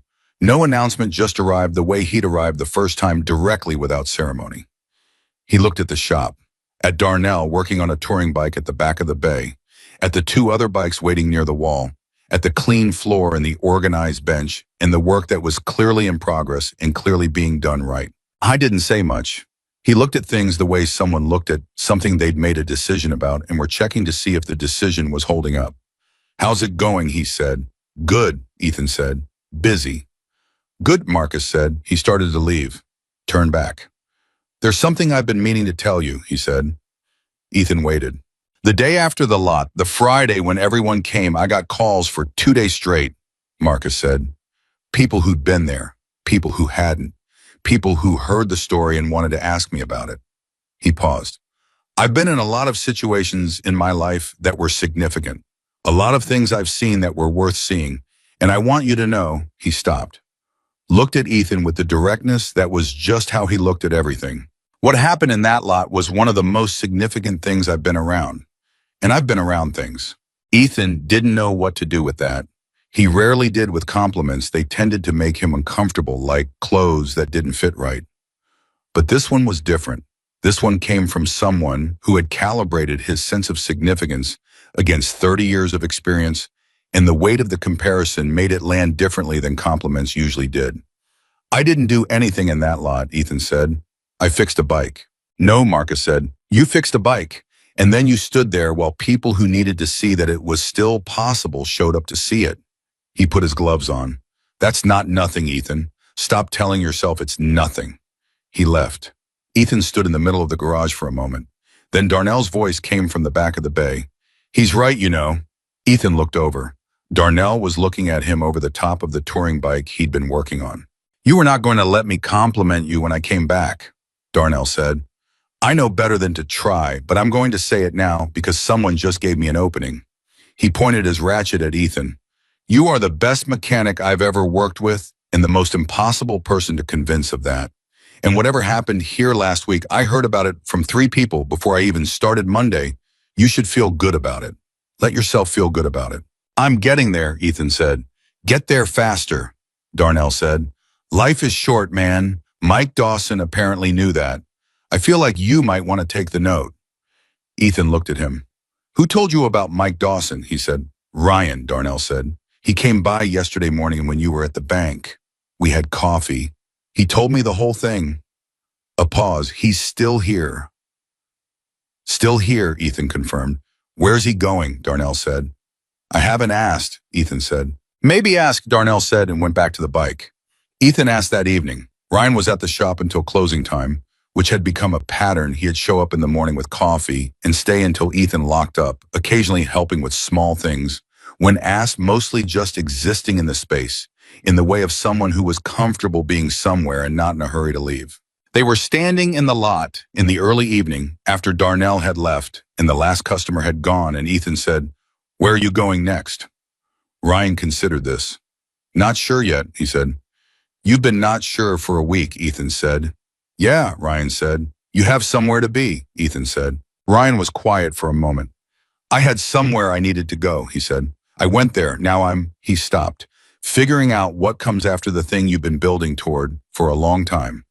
Ethan understood that completely. What does that feel like? He said. Strange, Ryan said. Like a room that's too quiet after a lot of noise.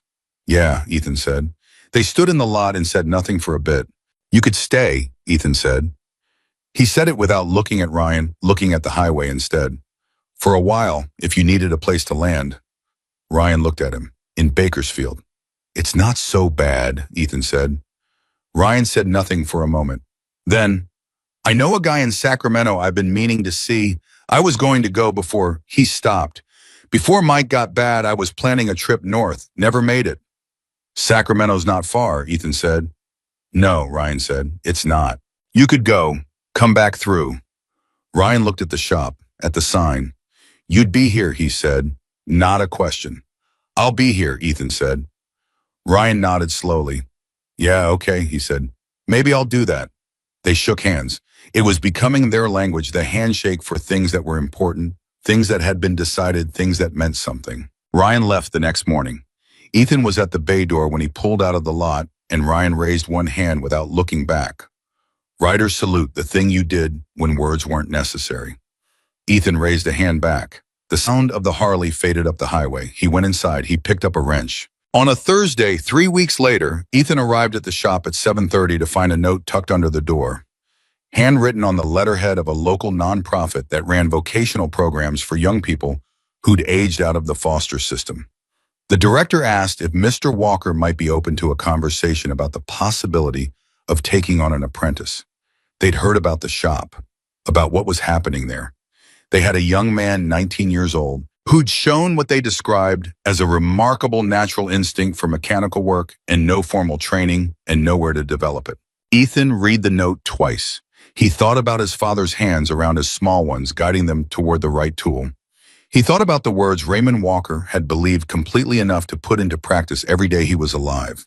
It was never just a shop. He pulled out his phone and called the number at the bottom of the note. The director answered on the second ring. This is Ethan Walker, he said. I got your note. I'd like to meet the kid. I met the kid whose name was Jamie Torres. 19 years old, born in Fresno, raised in 3 different foster homes and 1 group residence, with a look on his face when he walked into Walker Motor Works for the first time that Ethan recognized immediately because he'd had it himself at 9 years old, walking into his father's garage. The look of someone who had just walked into a room where they belonged and knew it before they could explain why. Ethan showed him around, asked him questions, not test questions, just questions, the kind a person asked when they were genuinely curious about how another person's mind worked. What do you see when you look at an engine? What do you do when something doesn't make sense? Where do you start? Jamie's answers were good, not trained good, instinct good, which was different, and in Ethan's experience, rarer and more worth cultivating.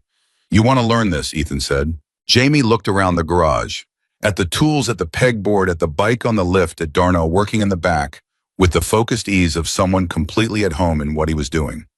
Yeah, Jamie said, like it was obvious, like it was the only answer the question had. Then come back Monday, Ethan said. 7:30. Don't be late. I won't, Jamie said. He wasn't. Marcus came by the end of that week. He found Ethan at the workbench with Jamie beside him, Jamie watching with the particular attention of someone who was learning to see rather than just look, and Ethan explaining the principle of what he was doing as he worked. Not lecturing, just talking the way his father had talked, as if Jamie's understanding mattered to the quality of the work. Marcus stood in the bay door for a moment before either of them noticed him. When Ethan looked up, Marcus had an expression on his face that was complicated and quiet and had something in it that looked like the resolution of something that had been unresolved for a long time. Who's this? Marcus said. Jamie Torres, Ethan said. He's learning the trade. Marcus looked at Jamie. You good at this? Jamie looked at Marcus with the directness of someone who had learned early that people who asked direct questions usually wanted direct answers. Getting there, he said. Marcus almost smiled. Good answer, he said. He looked at Ethan over Jamie's head. Something passed between them that didn't need words, an acknowledgement, a recognition of something that had come around to where it was supposed to be. Mike would have liked this too, Marcus said. Yeah, Ethan said. I think he would have. Jamie looked between them. Who's Mike? He said. Ethan and Marcus looked at each other. Someone worth knowing about, Ethan said. I'll tell you the story while we work. He turned back to the engine on the bench.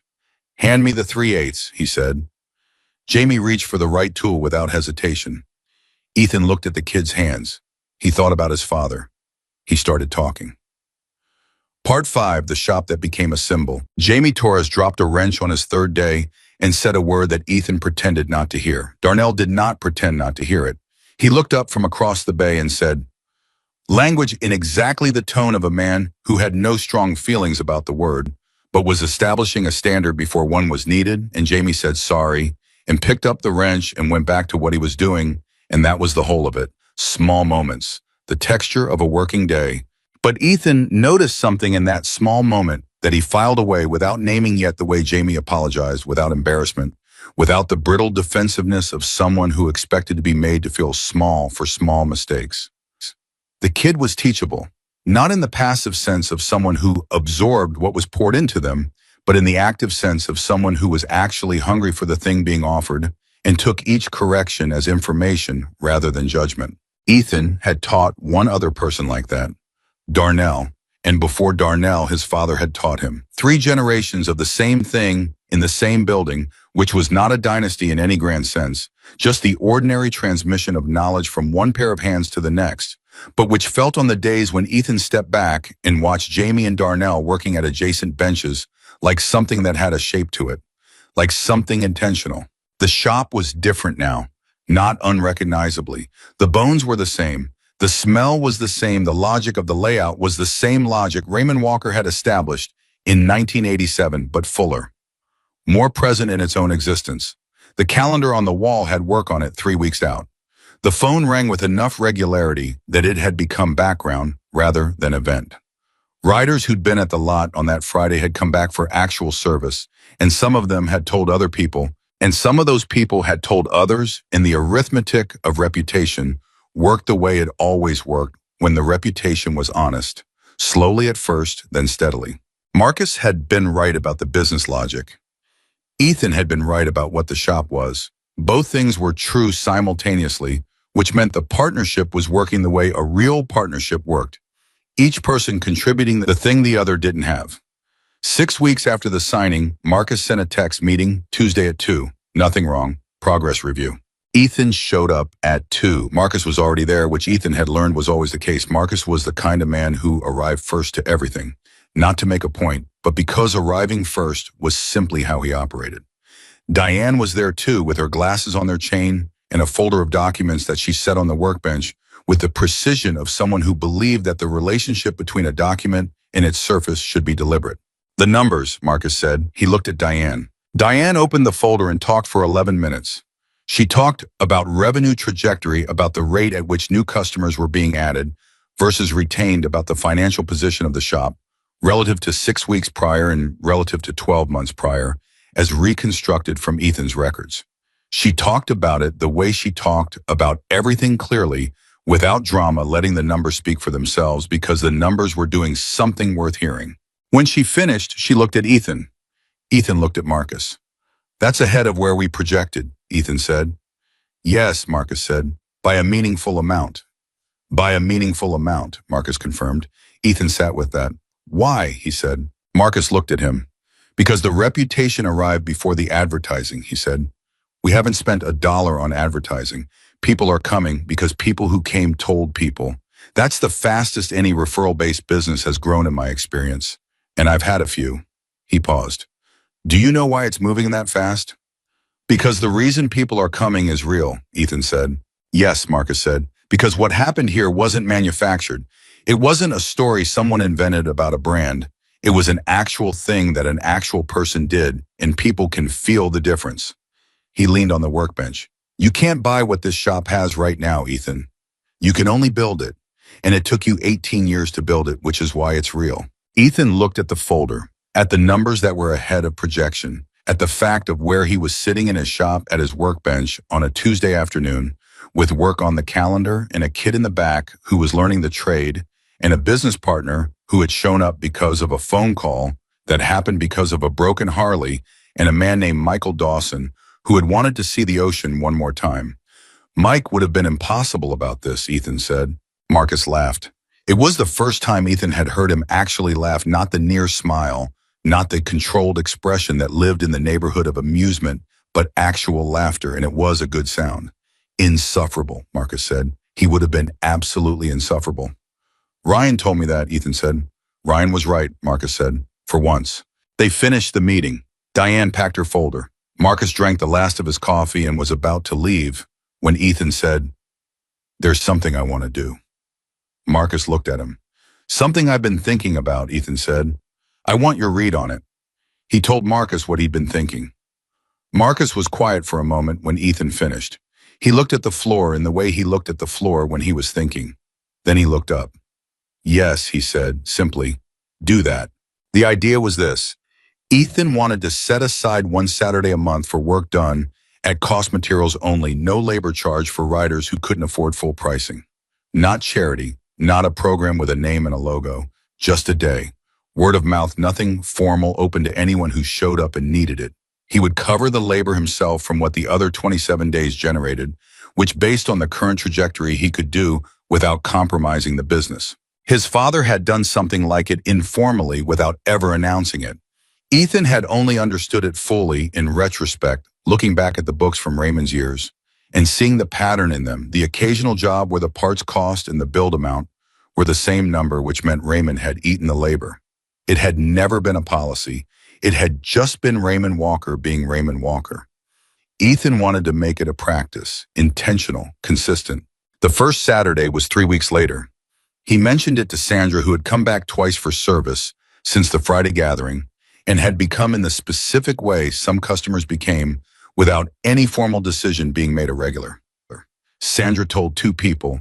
Those 2 people told others. By the time the Saturday arrived, Ethan had 4 bikes waiting when he opened at 8. Darnell came in voluntarily, off the clock, which Ethan tried to refuse, and Darnell declined to accept the refusal. "Don't make it weird," Darnell said. "Let me work."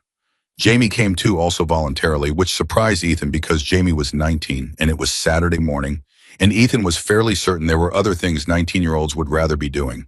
But Jamie showed up at 7:55 and said, "What do you need me on first?" And Ethan showed him.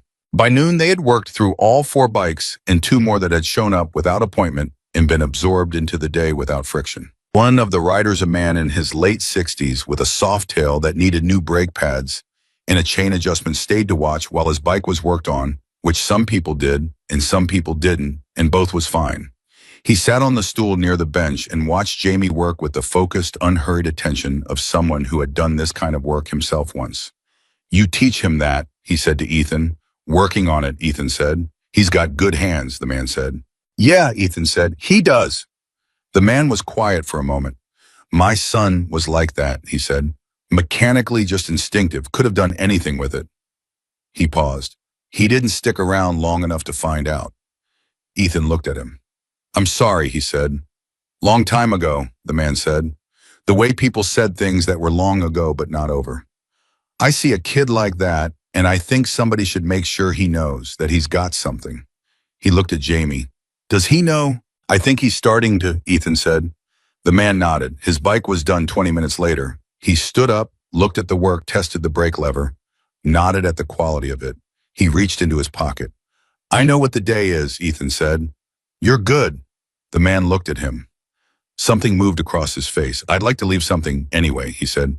"Not for the work, for..." He stopped, looked at Jamie. "For the other thing." Ethan understood. "Leave it with Jamie," he said. The man walked over to Jamie and said something to him that Ethan couldn't hear from where he was standing.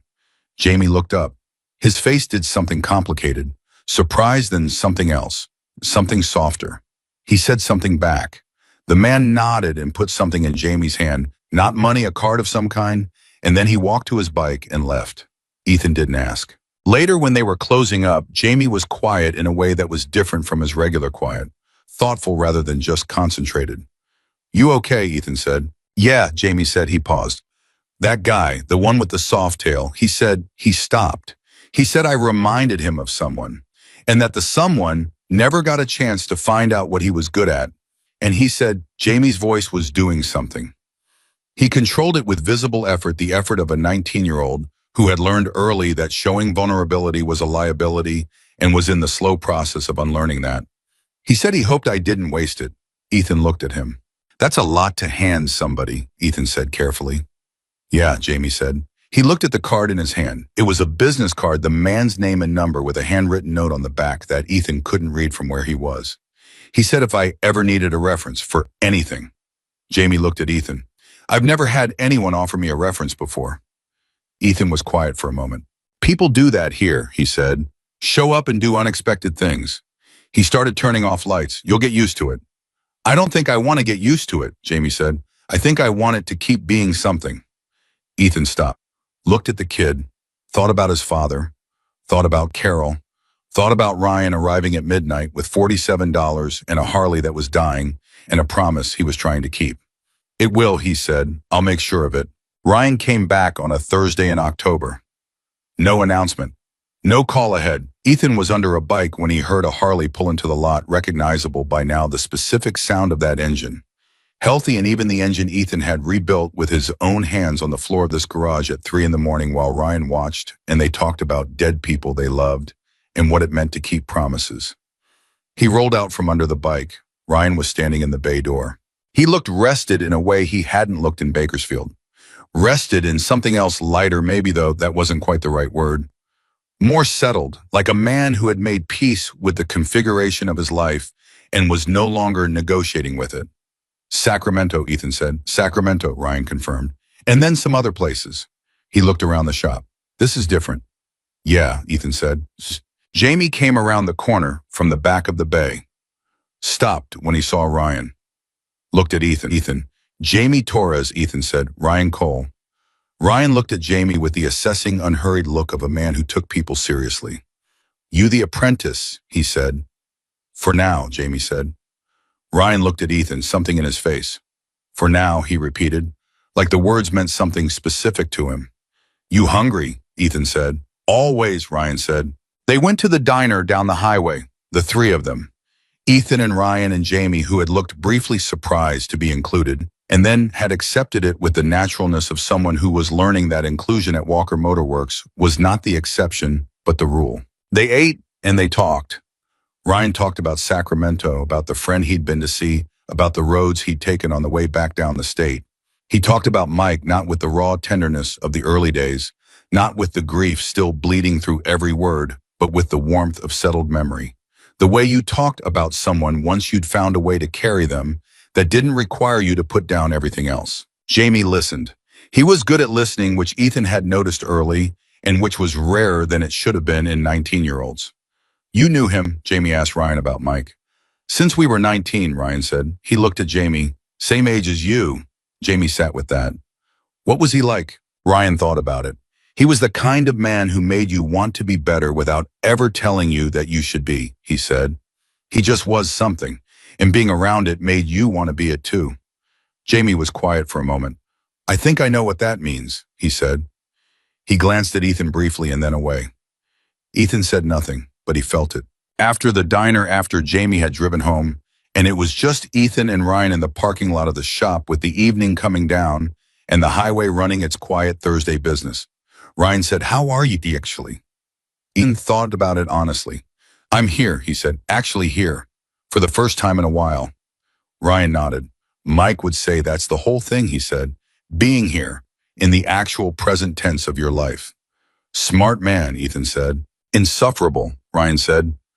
But yes, they were quiet for a moment. I'm going to keep moving, Ryan said. I've got roads I haven't ridden yet, places Mike always talked about going and we never got to, he paused. I figured I'd go for both of us. That sounds right, Ethan said. I'll come through here when I'm in range, Ryan said, if that's okay.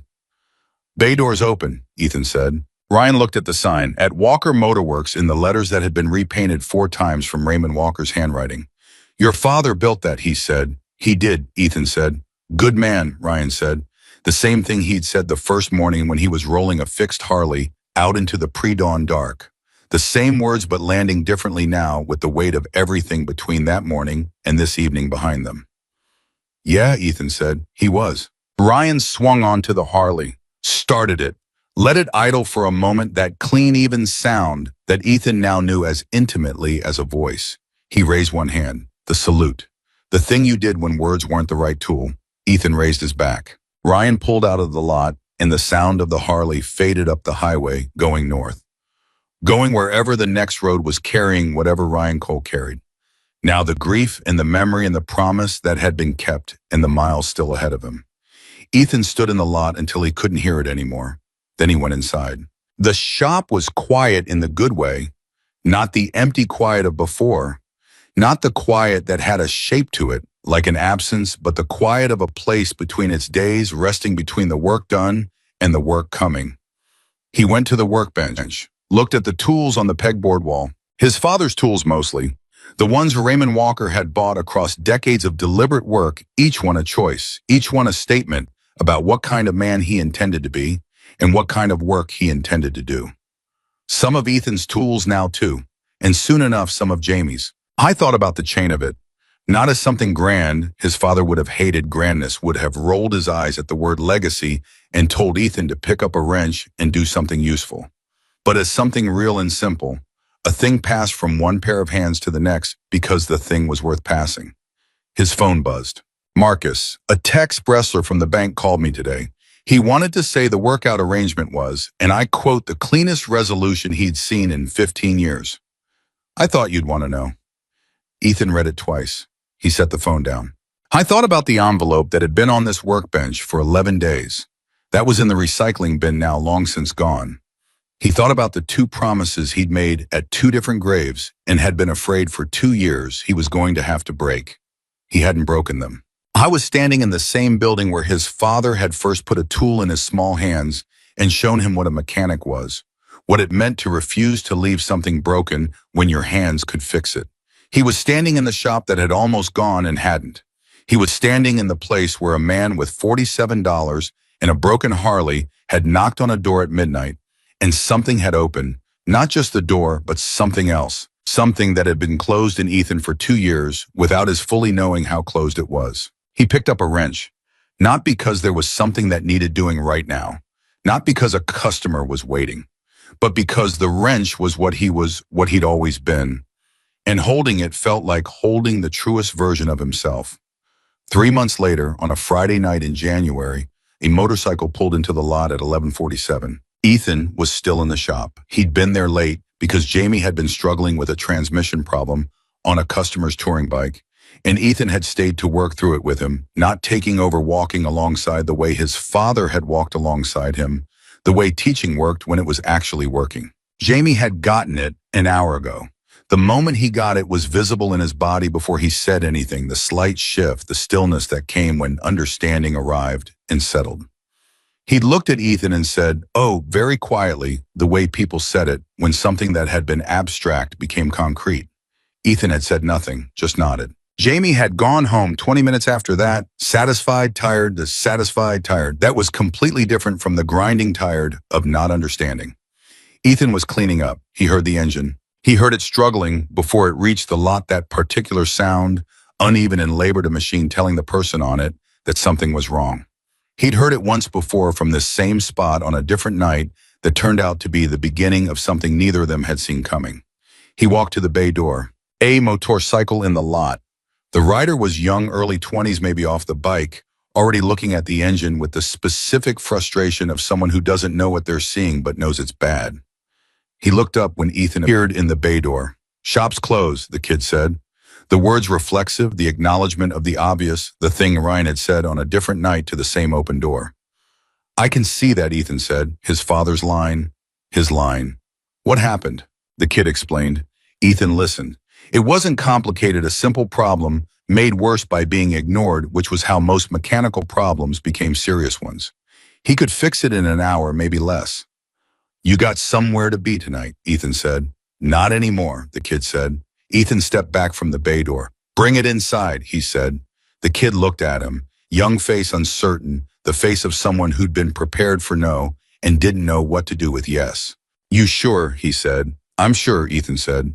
The kid rolled the bike in. Ethan pulled the door down behind them and went to the workbench and picked up the right tool from its place on the pegboard, the place where it had always been, the place where his father had put it and where Ethan had kept it and where it would be tomorrow and the day after that. He got to work. Because this was what Walker Motor Works was. Not just a business, not just a building on a highway outside Bakersfield, not just a place where machines were made functional again. It was a place where a mechanic who learned from his father, who loved a woman who believed in him, who once opened a door at midnight to a stranger with $47 and a dime. Harley had decided not once, not dramatically, not in a single declaring moment, but day by day, wrench by wrench, hand by hand, that the best thing a person could do with the skills they'd been given was to give them. Not for what came back, not for what it earned, but for the simple, radical, quietly stubborn reason that someone needed help. And the door was open, and his hands knew what to do, and that in the end was always enough. And someone who lost his wallet, that was all he said. A homeless young man, starving, shaking, shoes falling apart, placed over $5,000 cash into the hands of a Hell's Angel. Every single dollar still there. The entire diner froze. And Marcus Callahan, a man who had made grown men flinch with a single look, stared at this kid who had nothing and gave back everything. And he asked the question nobody in that room could answer. "Son, do you even understand who you just returned this to?" This story moves you. Subscribe to our channel and follow along until the very end, and then drop a comment telling us what city you're watching from. I want to see how far this story travels. And see, the morning Ethan Brooks found the wallet, he had exactly 43 cents in his pocket, a tear in his left shoe, wide enough to let the cold air reach his ankle. And a hunger so deep it had stopped feeling like pain and started feeling like part of who he was. He had been moving through the parking lot behind the old Meridian warehouse for about 20 minutes, not looking for trouble, and not looking for anything that belonged to someone else, and just scanning the cracked asphalt with the particular kind of attention that homeless people develop after months of learning that survival sometimes hides in the spaces other people walk past without noticing. He dropped transit card, a forgotten umbrella still in good condition, paper bag from a restaurant that someone had left mostly uneaten, These were not humiliations to Ethan anymore. They were just reality. And he had made a kind of peace with reality. What he had not made peace with was the cold. In November in the city had arrived early and mean that year. And the kind of cold that didn't just touch the skin but pressed through it, working its way into muscles and bones and the back of the throat. Ethan's jacket was a gray zip-up he had found outside a Goodwill donation bin 3 weeks earlier, slightly too small across the shoulders and missing its bottom zipper pull. Held together through the last few inches with a safety pin he'd been guarding like it was currency. Which, in a way, it was. He had been sleeping the last 4 nights in the stairwell of a parking structure 6 blocks north, sharing the space with 2 other men. He barely knew a soft-spoken veteran named Dennis, who never talked about the war, but sometimes cried quietly in the middle of the night, and a younger man named Ray, who had a drug problem he was trying to fight, and a sister somewhere in Phoenix who didn't know where he was. And the 3 of them had developed a wordless agreement, and you kept to your corner, and you didn't touch anything that wasn't yours, and you didn't ask questions that would force someone to lie to your face. It was a fragile system, but it worked. Ethan had woken up at 5 that morning because a delivery truck 2 floors below was backing up with that electronic beeping alarm that drilled through concrete and thin jackets and whatever brief unconscious any rest a body could find on a folded piece of cardboard. He had lain still for a moment, listening to his own stomach. And he had gotten up, folded his cardboard neatly against the wall, an instinct toward order that he couldn't explain and hadn't bothered to, and walked out into the dark. And the Meridian parking lot was about 2 blocks east of where he usually moved. He avoided it for a while because there were often motorcycles parked back there. Big machines that belonged to people who paid attention to what was near their property. And that morning, and maybe because of the cold, maybe because he'd already covered every other patch of ground in a 4-block radius and found nothing useful, he turned that direction anyway. He almost missed it. The wallet was lying on the ground beside the rear wheel of a motorcycle so large and dark it seemed to absorb the early morning light around it. It was a worn leather billfold, in dark brown, and the edges rubbed pale, and with a custom silver clasp on the front that caught what little light there was. It had slipped from the seat, or a saddlebag, or a pocket, and it lay there in the cold like it was just waiting. Ethan stopped. He looked at the wallet. Then he looked around the parking lot. Nobody. And 3 other motorcycles parked in a row, and 2 pickup trucks near the far end. A dumpster, a chain link fence, a strip of dead grass along the base of the warehouse wall. And the only sound was a bus somewhere on the street behind him, and the distant mechanical rhythm of the city waking up. He crouched down and picked up the wallet. He almost didn't open it. And he almost set it on the seat of the motorcycle and walked away. He told himself later that what stopped him was practical. He needed to find some kind of identification inside, a name or address, something he could use to return it properly. And so he opened it. The cash hit him first.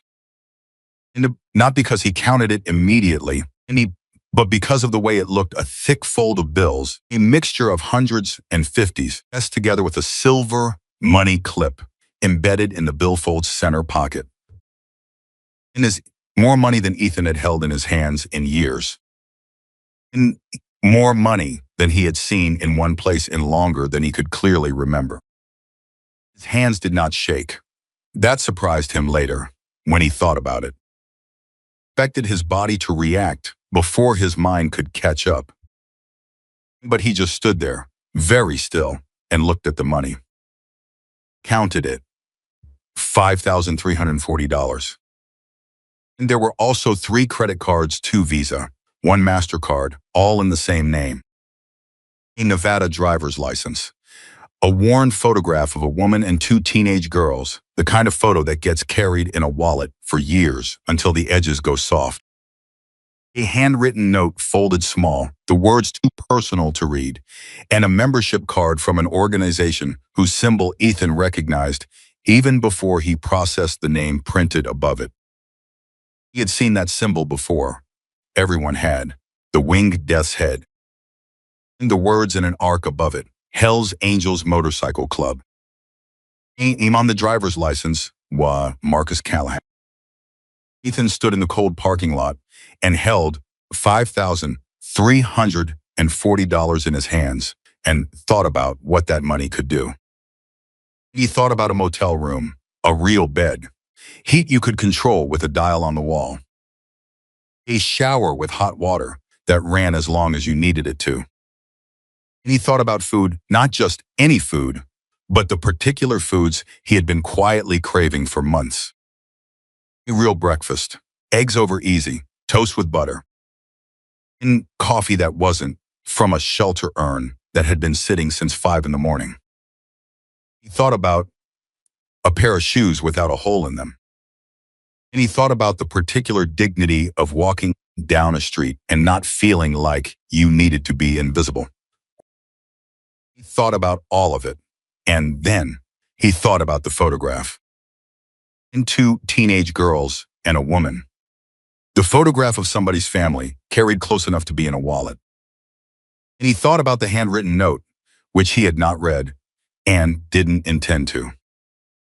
And he thought about a rule he had made for himself sometime in the first weeks after. He had lost everything, a rule that he had held on to not because he expected anyone to notice or reward him for it, but because he had understood in the particular clarity that comes from having nothing left to lose, that it was the only thing he could still be sure of. Only part of himself that circumstances could not take from him unless he handed it over willingly. He would not take something that did not belong to him. Not because he was afraid, not because someone was watching. These are the answer he wanted to give when someone asked him, in 10 years or 20 years or at the end of his life, what kind of person he had been. He put the money back. He closed the wallet.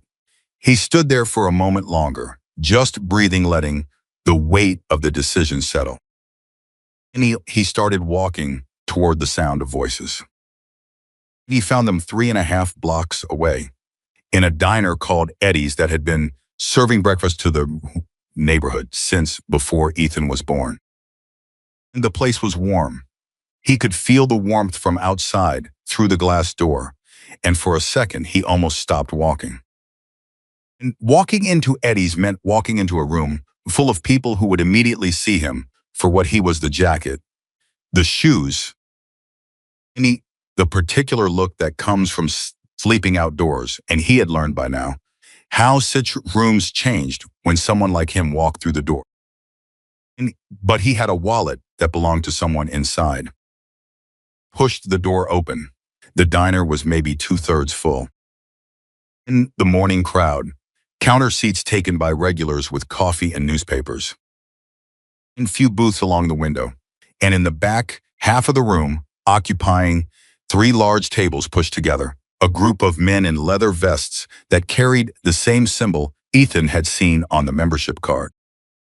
Some of them, maybe 13, big men, most of them, with the particular relaxed confidence of people who move through the world, knowing that most other people moved around them.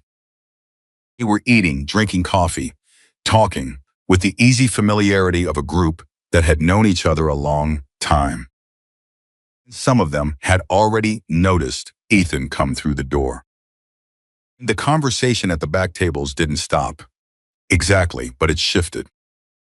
In that particular frequency of attention that happens in rooms where people are attuned to changes in their environment. So Ethan walked to the counter first. And the woman working the register, a heavy-set woman in her 50s, named he saw from her name tag Linda, looked at him with the carefully neutral expression of someone who had been working a public-facing job long enough to have seen everything. "You need to write something to someone at the back tables," Ethan said. "Can you tell me which one is Marcus Callahan?" Linda's expression changed slightly. You sure about that?" "Yes, ma'am." She looked at him for a moment, the way people look at someone they're trying to read. And then she nodded slowly toward the back. Far table. "The one at the head, dark hair, gray at the temples." Ethan thanked her and turned around. The walk to the back of that diner was one of the longest walks of his life, and it was maybe 40 feet.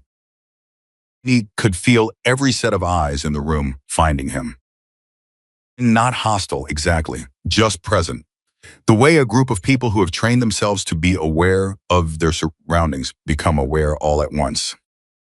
One by one, conversation at the back tables was suspending itself without anyone saying, "Stop." And Marcus Callahan was exactly where Linda had indicated. He was somewhere in his late 50s, with wide shoulders and hands that looked like they had spent decades working on machinery. His hair was dark with gray at the temples and cut short. And he wore a leather vest over a long-sleeved thermal shirt. And he had the kind of face that had been weathered not just by sun and wind, but by the particular texture of a life that had not always been easy. He was looking at Ethan before Ethan reached the table. Not suspicious, just watching. Ethan stopped at the edge of the table. The entire room had gone quiet now, even the counter seats, even Linda behind her register. He held out the wallet. "I found this in the parking lot behind the Meridian warehouse," Ethan said. "I believe it belongs to you." Marcus Callahan did not move for a moment. Then he reached out and took the wallet. He opened it. He did not rush.